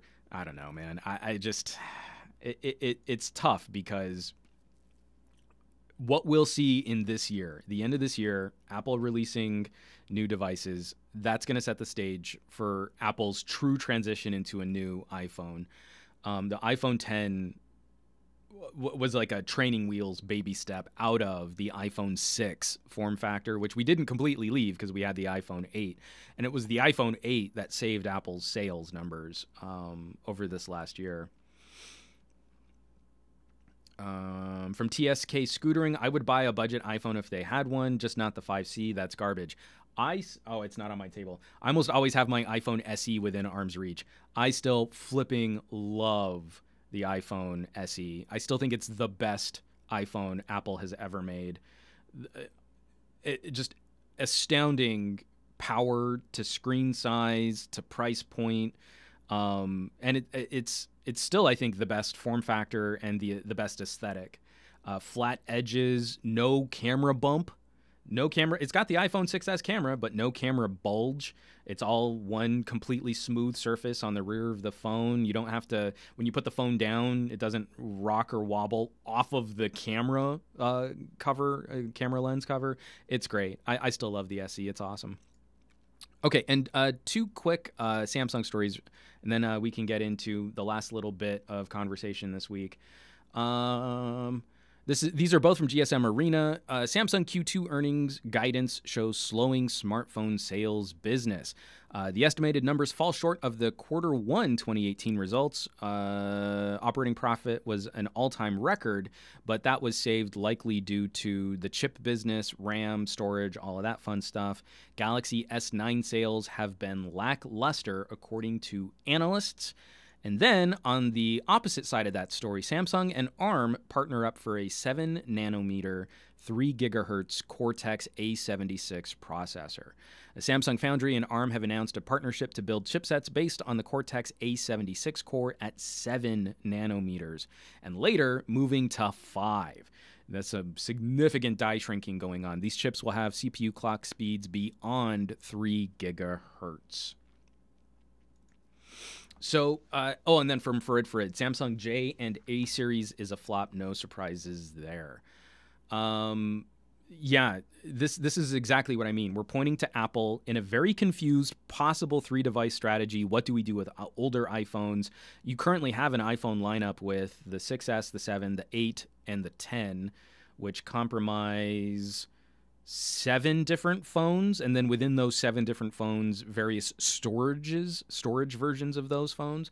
And Samsung's also in a similar situation. What do you do with an entry-level Samsung, a mid-ranger Samsung, and a high-end Samsung when Samsung's getting hammered by lower-cost premium mid-ranger phones that offer up almost the experience of a Galaxy at $200 less than a Galaxy S9? I don't believe that any of this has to come down to. This is what worries me. If we put too much on, well, Samsung's designs weren't inspiring. The S9 is a beautiful phone. It's not radically different from an S7. So maybe that is starting to feel a little stale in the same way that an iPhone 8 feels stale when we look all the way back to an iPhone 6. But this is the most beautifully refined Samsung phone that we've seen to date. So they've been consistently cleaning up those little problems that we've had since the Galaxy S6. That should be celebrated. That's good. That's a conservative approach from the manufacturer who's at the top of the game. We probably don't want them doing anything too radical for consumers, if we're looking at this as a business, too radical with their main moneymaker phone. But then the flip side of this is Samsung is going to be dominating in storage, in memory, in RAM, in chipset fabrication and design, partnering up with ARM, partnering up with Qualcomm. They are now becoming one of the chief competitors to Intel in this space. Even AMD isn't working on mobility, low-power, consumer-grade chipsets to any great degree. AMD's desktop game is flipping awesome right now, but oh damn, Samsung actually looks like they could be taking the race with Qualcomm for mobility devices in a real big way. So that to me is the exciting aspect of where Samsung making money. They're cooling off on phones. They are the canary in the coal mine. Apple and Samsung demonstrate when we have grown stagnant with the current metaphor of slab o rectangular glass what push square get app. And now we've got to move on to something else that's more exciting. Now we've got to push the boundaries. Consumers have been ready for a couple years now to see something more radical in terms of mobility products, mobility data, mobility services. And so we don't actually get, even though we've been ready, especially if you're a techie, if you're an enthusiast, we've been ready for a while. We won't get there until the money changes. And Samsung starting to make a little less money on phones means that we're primed for Samsung to do something more radical with phones. And that to me is the positive takeaway of that kind of story.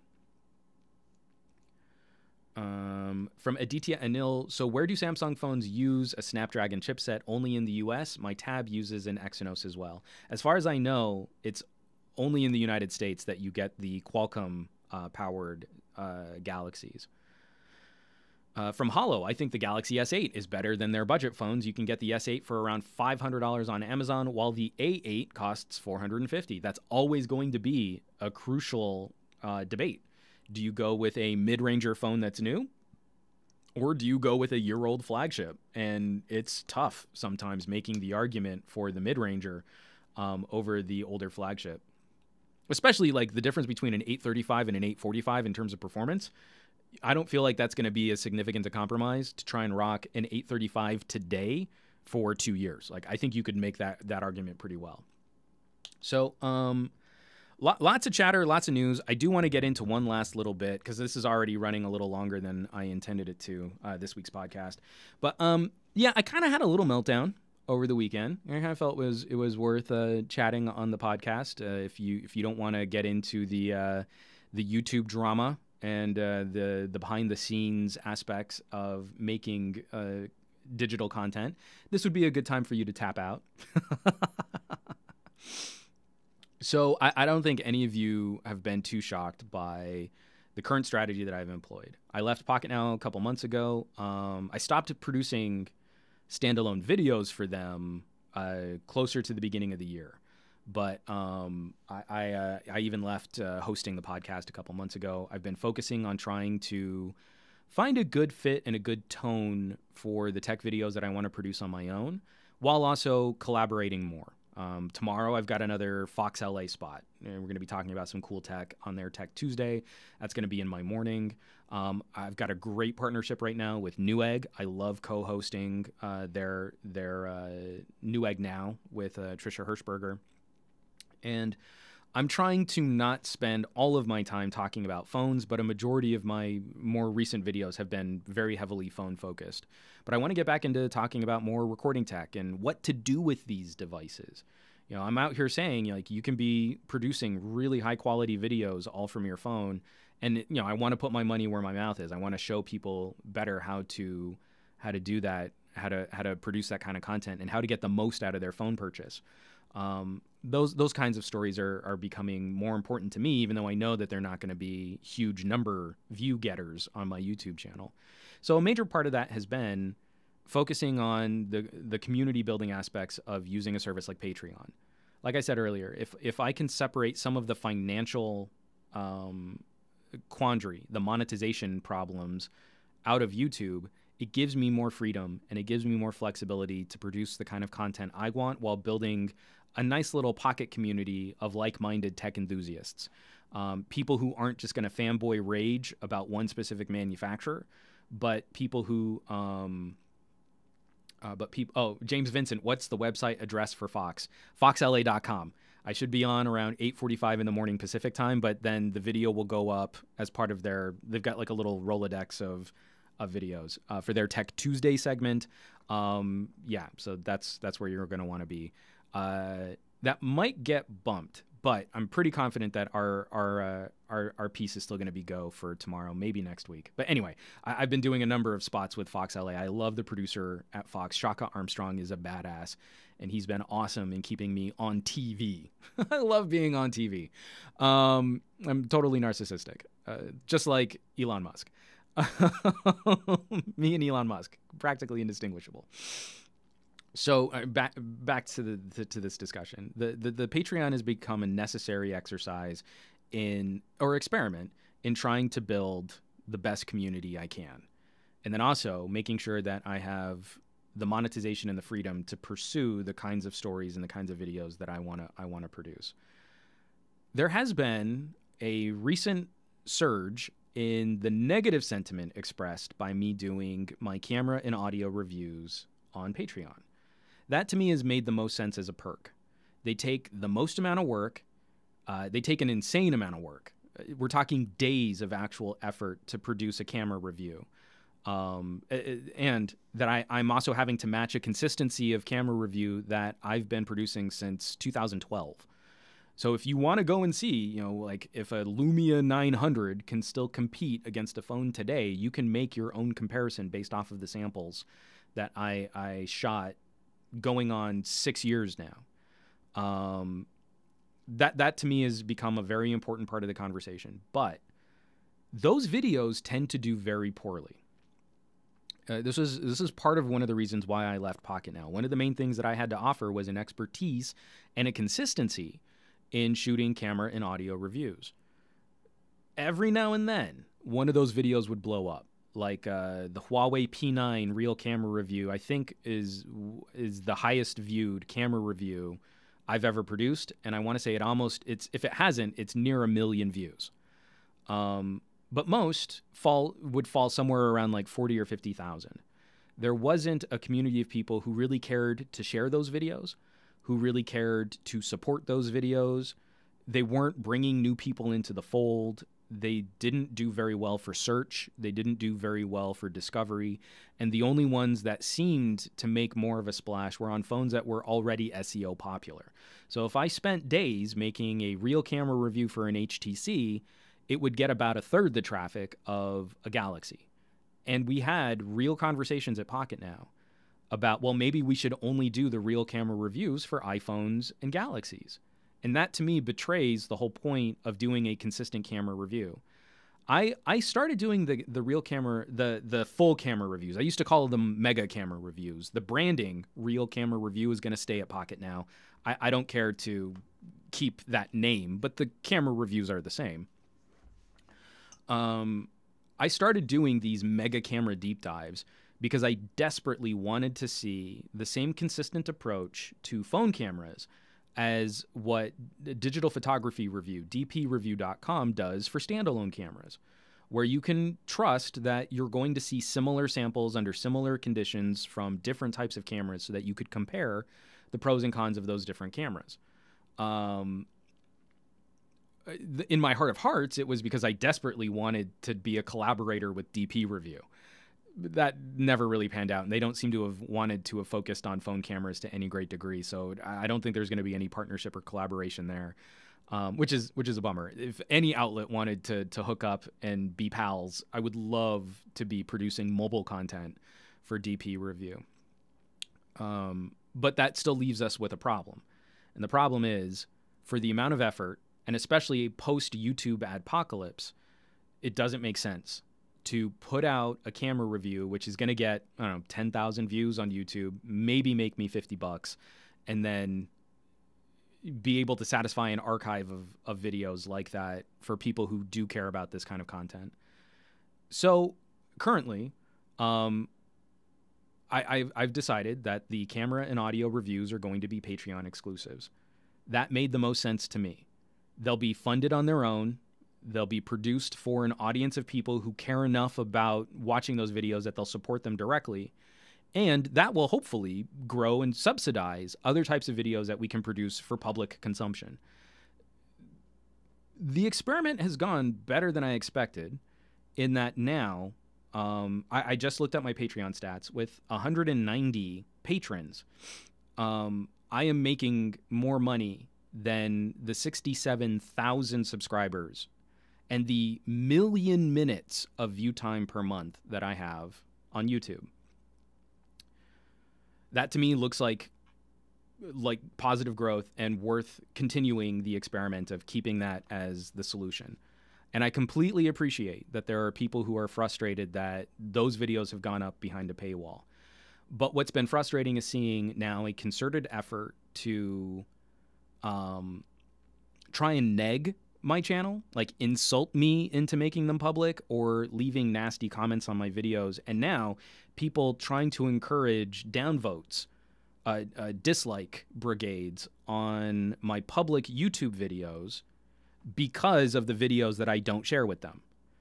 So I don't put out, I put my video behind a paywall on Patreon, and you want it, but your solution isn't to support my channel, share my other videos, try and help me build so that I can find other methods of monetization to make that happen. It's to try and damage the other videos that are unrelated to what you want. And I don't know how that's supposed to work. And so I've been getting a number of comments from people saying, like, I have to dislike your review of the Key 2 because you won't give me the Key 2 camera review for free for public. And that is only further encouraging me to make more videos for Patreon. Because the videos that I make for people on Patreon are people who are supporting my channel and who seem to like me. So there are some very real concerns with monetization. I am still exploring other methods of supporting this channel and of finding ways of delivering perks and making this stuff accessible. I don't want to put everything behind a paywall. That's not the intention of this exercise. And it's why I've still opened up everything not early access, but all of the paywall videos are accessible at the lowest tier of Patreon contribution. It's $1. It's $1 a month, and you can see anything that goes behind that paywall, that stays private behind that paywall. I'm really trying not to gouge, but I also need to find a way to support the amount of time it takes. Yesterday, I gave up 3 hours of a Sunday in the middle of the day because the lighting conditions were right in 100-degree heat to finish up the last samples that I needed for my Key 2 camera review. That time is worth something, especially the consistency of going and driving all around the valley and all around Los Angeles to find landmarks so that you can compare the output and the performance of these cameras. It's not like any other tech reviewer. I'm going to put a feather in my cap here. If you look at 10 phone reviews from Mr. Mobile, you will not see similar camera photos in any of those reviews. If you listen to 10 audio samples from Mr. Mobile's smartphone reviews, you will hear different songs. How are you supposed to compare the camera and audio output of those phones when you do not see the same situation side by side? I don't produce camera comparisons because I go to the same places at similar times of day. I try to find similar lighting conditions. Sometimes it's in the middle of winter in LA, and that still changes the quality of light. And sometimes it's 117 degrees in the valley, and I'm sweating my balls off to try and make that happen too.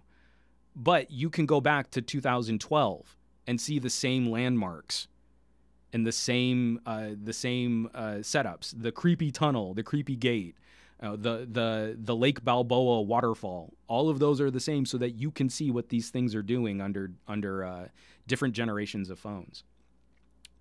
I feel like that time, that effort, that energy, and that analysis is worth something. And I've decided that the worth is $1 a month.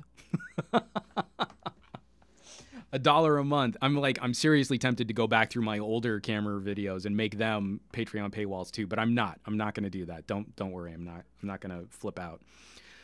But I did have a meltdown on Twitter, sharing. I scrubbed out his name. I almost posted his name public, but someone who actually left me a comment that didn't get flagged by YouTube comment moderation, for having, calling me some cuck or something like that, which I automatically just block all of those comments if I can. That again, perfectly expressing exactly the sentiment that I've been seeing more and more on my channel. I can't get your camera reviews for free. I'm not willing to help you build or grow your channel or support your production in any way. And so I'm going to lash out and dislike all of your videos moving forward. I'm going to leave nasty comments on your videos to try and persuade people to not watch your public videos. And that, again, is just further encouraging why I've been building this community over at Patreon. I am not interested in being popular on YouTube. That, to me, is not success. And YouTube as a platform has worked very hard at not supporting smaller and medium-sized channels. So I want to be successful at producing content, and I don't care where that content goes, so long as I feel like I am contributing to a discussion and building a community of like-minded people, a safe space for us to talk about gadgets we like, gadgets we don't, to get into fun arguments, not like death threat arguments, which I've been getting more of on YouTube too recently. And that, to me, can happen anywhere. YouTube is not an institution. We can hold this conversation anywhere. And so if I just have one little backbone service that helps me tie it all together, and if that service is Patreon, great. If it's my website, SomeGadgetGuy.com, that could be where we go. And I want to explore future monetization in a way that makes sense for this community, that you get something out of this and I get something out of this, that this is mutually beneficial. So I've been looking at things like merch. Obviously, there are affiliate links. There have been numerous ways that you can try and support production. But the nitty-gritty, the nuts and bolts, when I can make more money from a majority of people contributing $1 a month on something like Patreon than I can with 67,000 subscribers on YouTube who never get notified about my videos not showing up in search or in recommendations on YouTube, then obviously behavior needs to change. There have been some concerns, people who don't want to do business with Patreon. I am looking at other solutions for some kind of direct funding or crowdfunding. A lot of people have been mentioning, like, maybe I could set up a PayPal link. But the great thing about Patreon is it automates a lot of the management. So if I do this on PayPal, I have to manually every month look at who's been contributing and who gets access to videos and stuff. Whereas with Patreon, I go, oh, patrons, great. That's a video for patrons. Not patrons, great. That's an article for everyone who comes to my Patreon. Done. And I don't have to sit there and manage spreadsheets and stuff. A couple of people have asked about YouTube sponsored videos. What do you call that now? It's membership videos. I do not have access to YouTube membership because I only have 67,000 subscribers. Supposedly, that will kick on when I have 100,000 subscribers. So that's a pretty tall order. That's a big hill to climb. I need to increase my subscriber base by 50% before I'll have access to membership options on my YouTube channel at a time where YouTube is not promoting me, is not sharing me, is not notifying my subscribers, and I've got a brigade of people who are actively trying to not share my videos, support my channel, or help grow any of this in any meaningful way. So a lot of people have been saying things like, oh, well, YouTube comments are cancer. And that's true. This is what set me off, and I probably should have been more moderated in my approach and, had thicker skin, because you got to have thick skin if you're going to produce on the internet. But I think one of the things that's been really upsetting is up until I started doing the Patreon, my YouTube comments have been very valuable to me. The conversations that I get into on YouTube, the live chat that we have, it's taken a lot of moderation to get there, but I've met some amazing people that I would call actual friends, not just, like digital acquaintances, but through my communication directly, one-on-one. That's why I got into this. That's why I wanted to produce content on the internet, was to meet interesting people and to have fun conversations about the things we both love.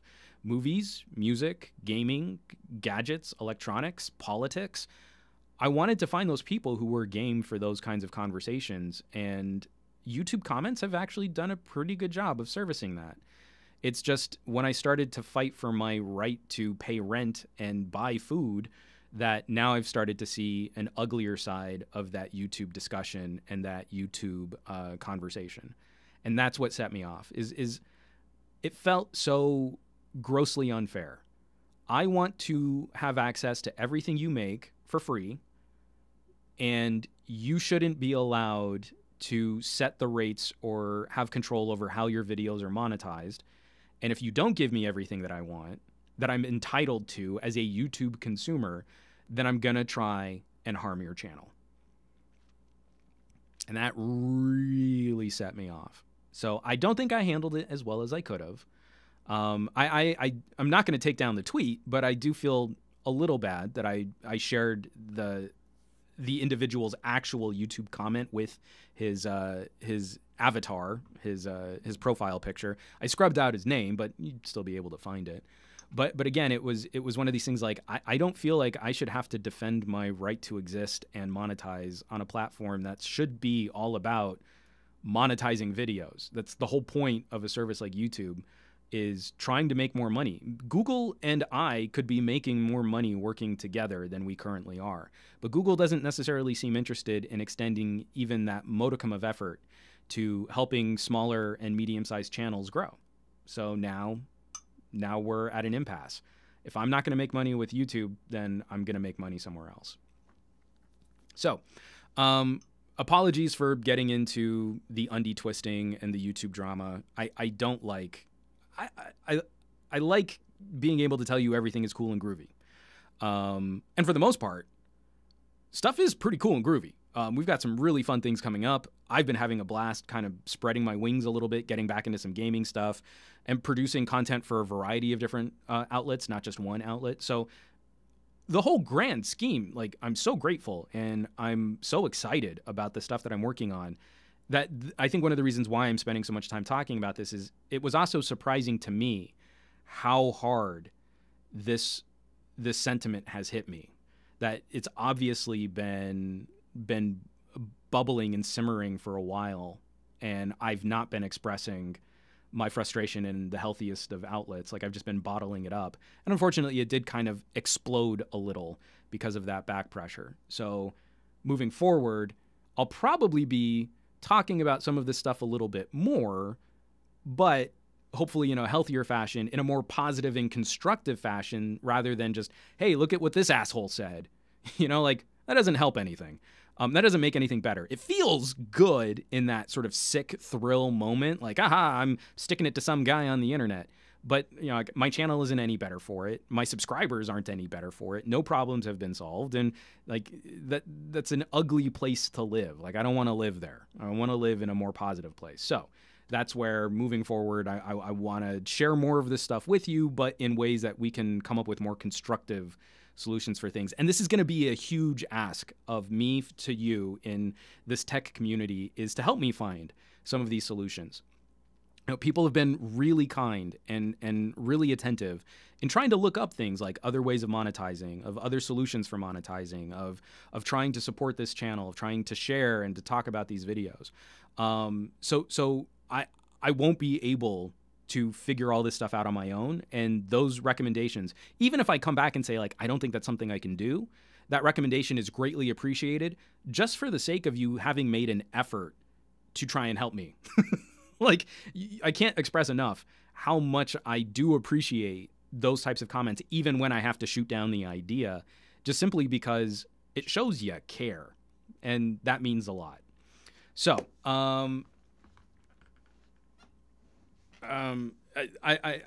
can already see we've got, I have so many comments in here in the live chat again, that I completely and I totally appreciate all of you for sticking with me, going through some of these transitions, and again, helping me make some really cool stuff. Because at the end of the day, that's what's so exciting, is we're making some really cool stuff.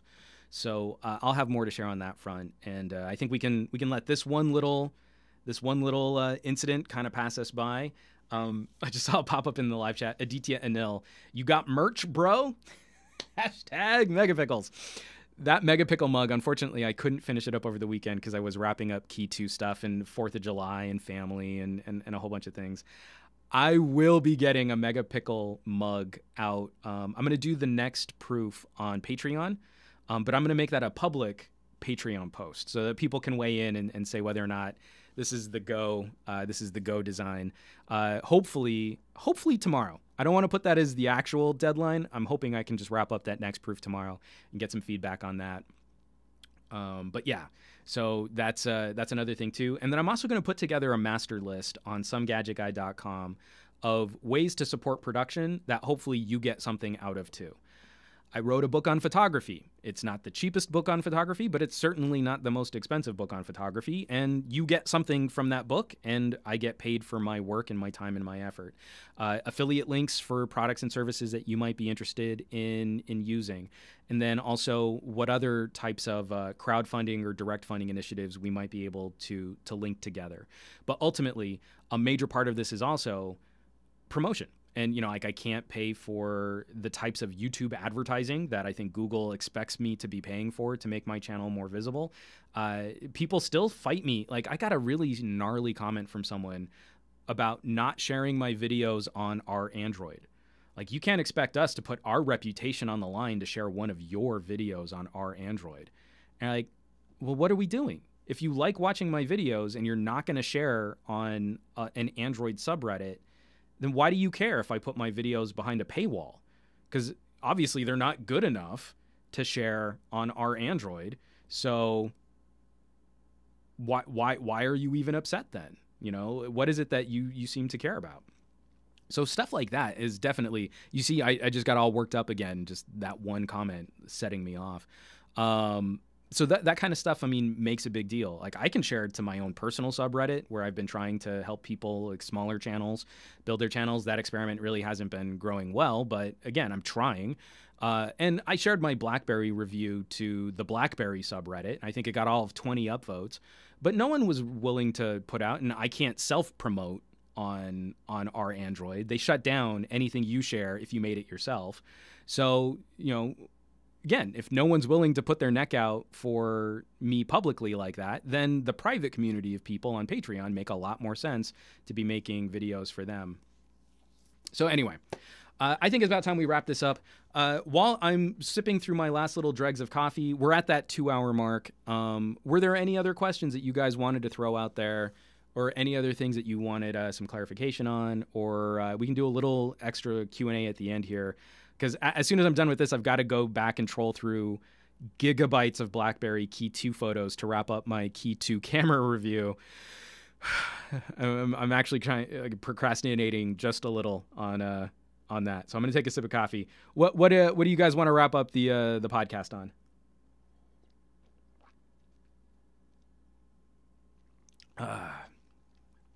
Oh, hey, Katz bought my book. Aditya Anil got the book on Amazon last week. The Aditya, the subreddit that I've been trying to promote is R Glowing Rectangles. Cumbersome name, but I wanted to make a little community that could be focused on kicking off videos for smaller content producers.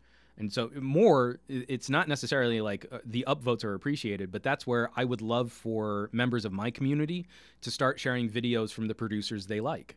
Every little bit of share, every link you create on the internet creates a more positive SEO experience for that producer. So it's not just, I shared your video on Twitter. That's great. That's always greatly appreciated.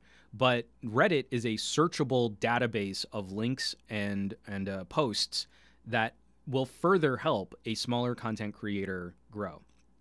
So for as much as, I really do want people self-promoting, and I want to see people upvoting and dropping comments on those videos, I also really hope that people outside of content production will share links to producers they like, because that's where I'll also find new voices.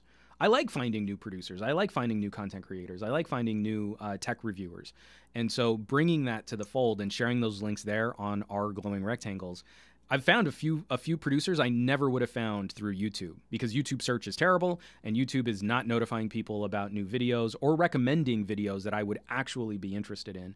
So it's up to us. It's up to us to create our own little pocket community of discovery. Let's see. From Didier Hernandez, keep developing your brand, Juan. Hard work pays off. I'm working it, man. From Fat Produce, are you excited to get your hands on the P20 Pro? I am excited. I won't be able to spend as much time with it as I'd hoped. As soon as I'm done with this BlackBerry, my buddy TK Bay is actually going to be throwing me a solid. He's got a P20 Pro that I'm gonna take as a loaner, but I don't want to separate him from it for too long, because he loves the camera on that thing. So I might not be doing a full review on the P20 Pro, but I will be doing a camera deep dive and an audio review, and I'm very excited. This could be, in my opinion, one of the most important smartphone cameras of 2018. From Jean-Philippe Tan, are you still going to work with Pocket now? There are some things happening at Pocket now that I cannot discuss. In the short term, it does not look like I will be doing any significant work or collaboration with Pocket now, but there is the potential that long term I could be doing some individual projects with that channel. It's just not super high on my list of priorities right now. They don't seem to think I'm super high on their list of their priorities, especially with some very big changes potentially coming to that channel. So we're going to play it by ear, and if there's an opportunity for us to work together, great. Otherwise, I think we're both in pretty good places right now with what we're offering and what we're trying to accomplish. From Renato Laporte, what's next after the Key 2? I do want to backtrack to the G7, just do sort of a loose, after the initial review, and then maybe also like a very, very short, is it worth the 1-year upgrade if you've got the G6? Like, the G7's still fresh enough that people who bought the G6 might be interested in that kind of commentary. So I want to do a little one-off video there. Then wrapping up the Sound Blaster K3 Plus, some recording equipment.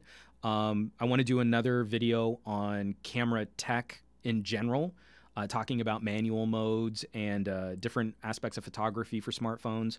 And then obviously getting to the P20 Pro as part of that conversation too.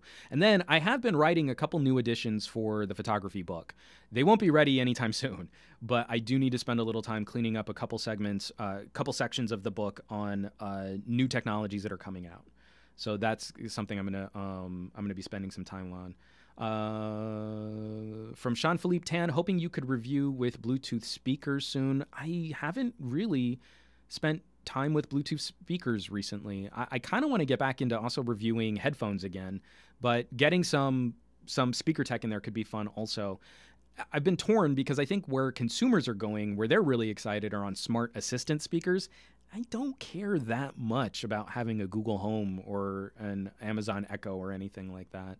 I just need to be, I'm old man cranky Juan when it comes to that kind of stuff, always listening to me in my home. And I kind of need to be pushed over into really wanting to do that. From Aditya Anil, regarding dislikes on YouTube, are subscriber dislikes given more weightage than the ones by unsubscribed viewers? I don't know. I don't believe they are. And honestly, I bet a really controversial video, something with a lot of likes and a lot of dislikes and a more even balance, probably works better for YouTube's algorithm. It's more the sentiment behind that is I'm going to dislike a video not based on the merits of that video, but based on what you won't give me for free. And that's why I've been so upset about this dislike brigade, is that they're disliking videos that they're not even watching and not based on what I have to say in that video. I mean, I shouldn't be surprised because the internet is a cesspool of trolls. But the fact that I'm seeing more of this behavior and people commenting together to work together on this kind of behavior is what's frustrating me. I don't know that it's actually harming my channel. In some strange way, it might actually be benefiting my channel if my videos look more controversial than they really are. But that's not what I built this community to do. It's not what I built this community to partake in. I'm not sitting here to try and do more YouTube drama. I want to talk to tech fans. And if tech enthusiasts are getting in the way of my ability, or trying to get in the way of my ability to find more tech fans to talk with, then that needs to change. From Renato Laporte, collab between Juan and Demir Frank. I'd definitely be down for a collab with Demir Frank. I'm so sorry I'm not going to be able to pronounce your name. Zulkarnain? I'm so sorry. Any thoughts about alternatives like Floatplane? I have not investigated Floatplane. When I first read up on Floatplane, it was not very much ready for prime time. It was still in its early parts of discussion with Linus. Was just talking about the potential to kick that off. I tried a number of other video streaming platforms, vid.me, for example. I was really trying to put some weight behind vid.me, and then they all tend to shutter. So I'm going to try and examine what Floatplane might have to offer, but I don't know that I'd be a good fit for Floatplane in the way that I produce content. So I'm just not sure how that fits together yet, but I will be looking into it.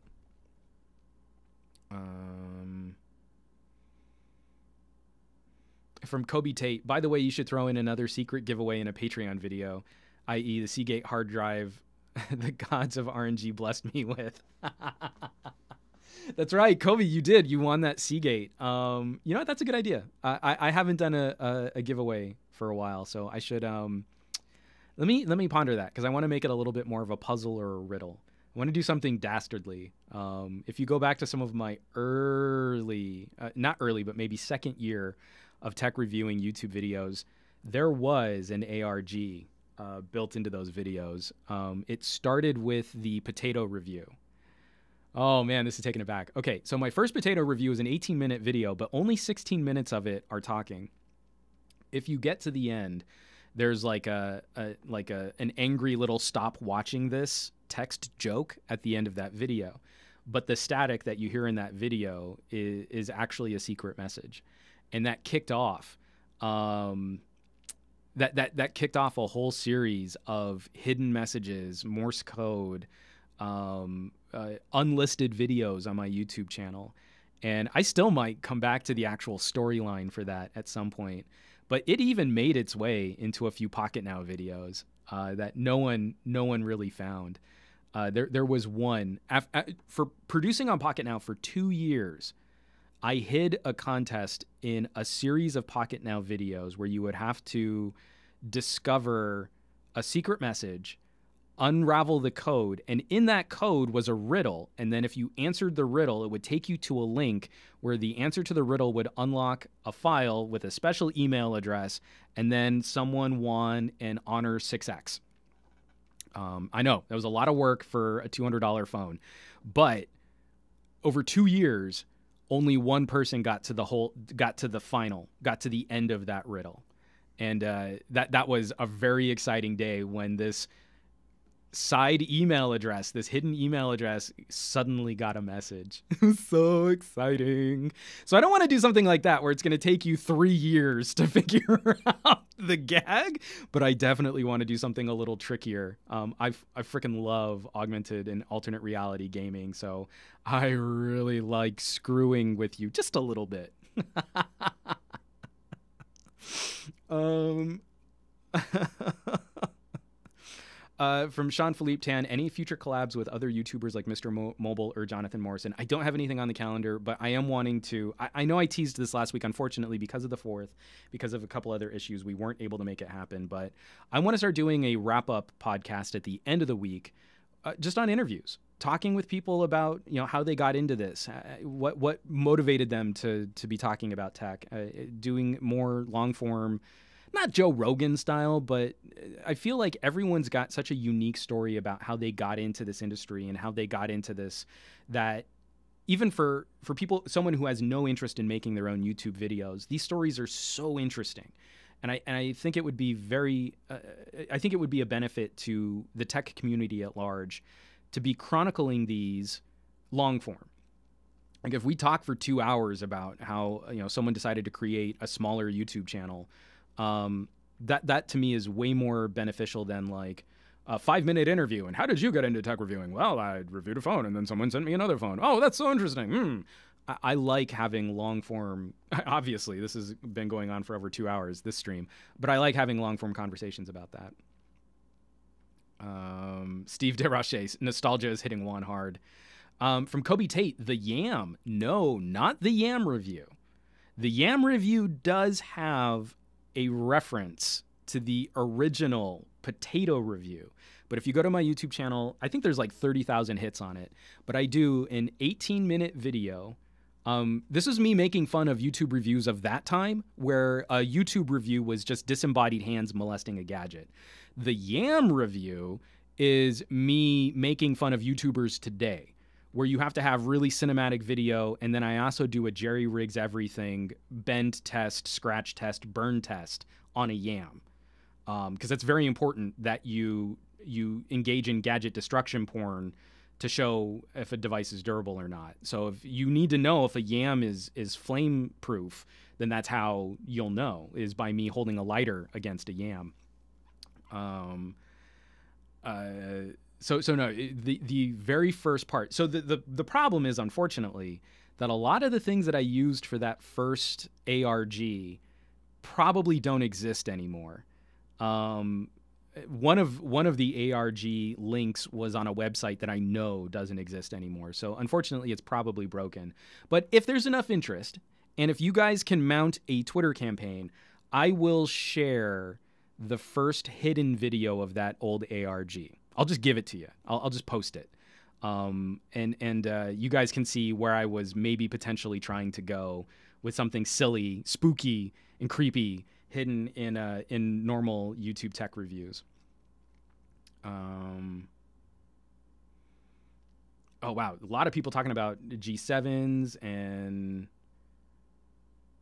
they're going to say... Sean Philippe Tan, what's your favorite YouTuber? I don't have one. There are so many amazing people at this middle tier making great content. That's what's so disheartening when, tech reviewers are only represented by like 3 guys who are doing kind of the same generic shtick on YouTube. There are so many amazing people sharing a very wide and diverse opinions on technology and consumer electronics. I'd never try and pin it down.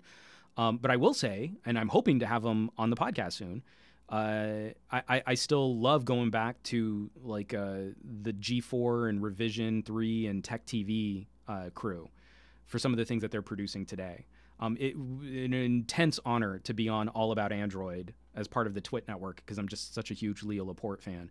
I still regularly listen to Jeff Kanata. I love Jeff Kanata. In fact, Jeff Kanata is largely responsible for me having a career online today. And I just think he brings such a passion and a wit to anything that he's talking about, regardless if it's tech or gaming, if it's politics or science. He's just he is a student of life in the best possible way. Same thing, like the Daily Tech News Show. Sarah Lane is going to be my all-time nerd girl crush. In fact, my wife may or may not resemble sort of like maybe a relative of Sarah Lane, you know, if we're getting weird and creepy about it. So that kind of stuff is you know, that's what I look for in producers, is good storytellers, passionate, knowledgeable about their content, and willing to maybe also share an unpopular opinion from time to time and not be afraid that their audience is going to eviscerate them for it. That instantly wins my respect. Collab with Casey Neistat when it comes to tech reviews. I wish, man. If Casey Neistat thought I was worth it, I would totally do it. And then Kobe Tate. I thought the Yam was a video. Oh, the Yam was the video that got me into your personal channel. I had a lot of fun with that Yam review. I was bummed that for an April Fool's joke, it didn't do better, because I really put a lot of effort into trying to make, you know, like, hey, it's your boy, it's Gadget Guy. We're going to be talking about the Yam. It's lit. It's fresh to death. And just like everything that I hated. The original potato review was everything that I hated about tech reviews of that time. And the Yam isn't so much that I hate the current flavor of tech reviews today, but I was really trying to skewer there's a lot of content and there's not a lot of depth. And when you do get into things like, you know, trying to do a Jerry Riggs Everything parody, it's like, what are we really trying to accomplish in a Jerry Riggs Everything video that's not just destroying a phone? Like, what is it that we're really trying to accomplish? Like, the scratch tests actually are somewhat insightful, but now with most phones on Gorilla Glass 5, like, it's kind of oh, well, yeah, we should expect that when he gets to the 9 hardness pick that it should scratch. Okay, cool. I think we've moved on in terms of general discussion, unless there's a surprise. So anyway, I think it's about time we wrap this up. Lots of stuff. Tech Leathercraft, Patrick Norton. Yes, absolutely. That was another one. I had a hard time not geeking out hard the first time I met Patrick Norton at a CES, and like got to shake his hand, have a conversation, ended up like going to the same Mexican restaurant. Not together. Like, I went to this Mexican restaurant after going to this event at CES, and then Patrick Norton walks in there too, and you're like, let's share some nachos, man. This is awesome. And like, again, the whole time, just like, oh yeah, it's Patrick Norton. And just like, you know, having that moment of me going up to him going like, do you know who you are? You're you. So, that's time to wrap this up. Stuff coming down the pipe. Key 2 camera review coming out this week. Hopefully another camera primer video going public on the YouTube channels. I will be revisiting next week, getting back to the P20 Pro. Newegg Now, we're going to have a really fun episode planned for you guys this Thursday. Some more gameplay and some more tech talk there. A little more focused on PC building and gaming hardware. Hopefully tomorrow, my segment for Fox LA is a Tech Tuesday segment, goes up tomorrow. This is going to be a really full week. Some really cool stuff to share with you guys. Again, I'm so happy. I'm so grateful you all are along for the ride. And like I said, it's on all of us. We're in this together. We're going to make some fun stuff together. So there will be links below this video and in the podcast notes where you can support production on this channel, including checking out the patreon.com/SomeGadgetGuy. If you want the camera deep dives, the audio reviews, that's going to be the current and future home for my deep dive reviews there. So I hope you'll check it out. And you know where you can find me around the rest of the internet, at SomeGadgetGuy on the Twitters, the Instagrams. I have a Facebook page. I never use it, but you can reach out to me there if you don't mind me not getting back to you for a couple days. That is a thing that you can do too. And SomeGadgetGuy.com, where I kind of tie all of this mess together with links and embeds and videos and articles and stuff too. I'm basically everywhere. So thanks so much for watching. And you know where you can find me next week. And we kick off another week on the Monday morning Tech Chat show. Have a great tech week. Have a ton of fun with your technology. And I'll catch you on the next podcast.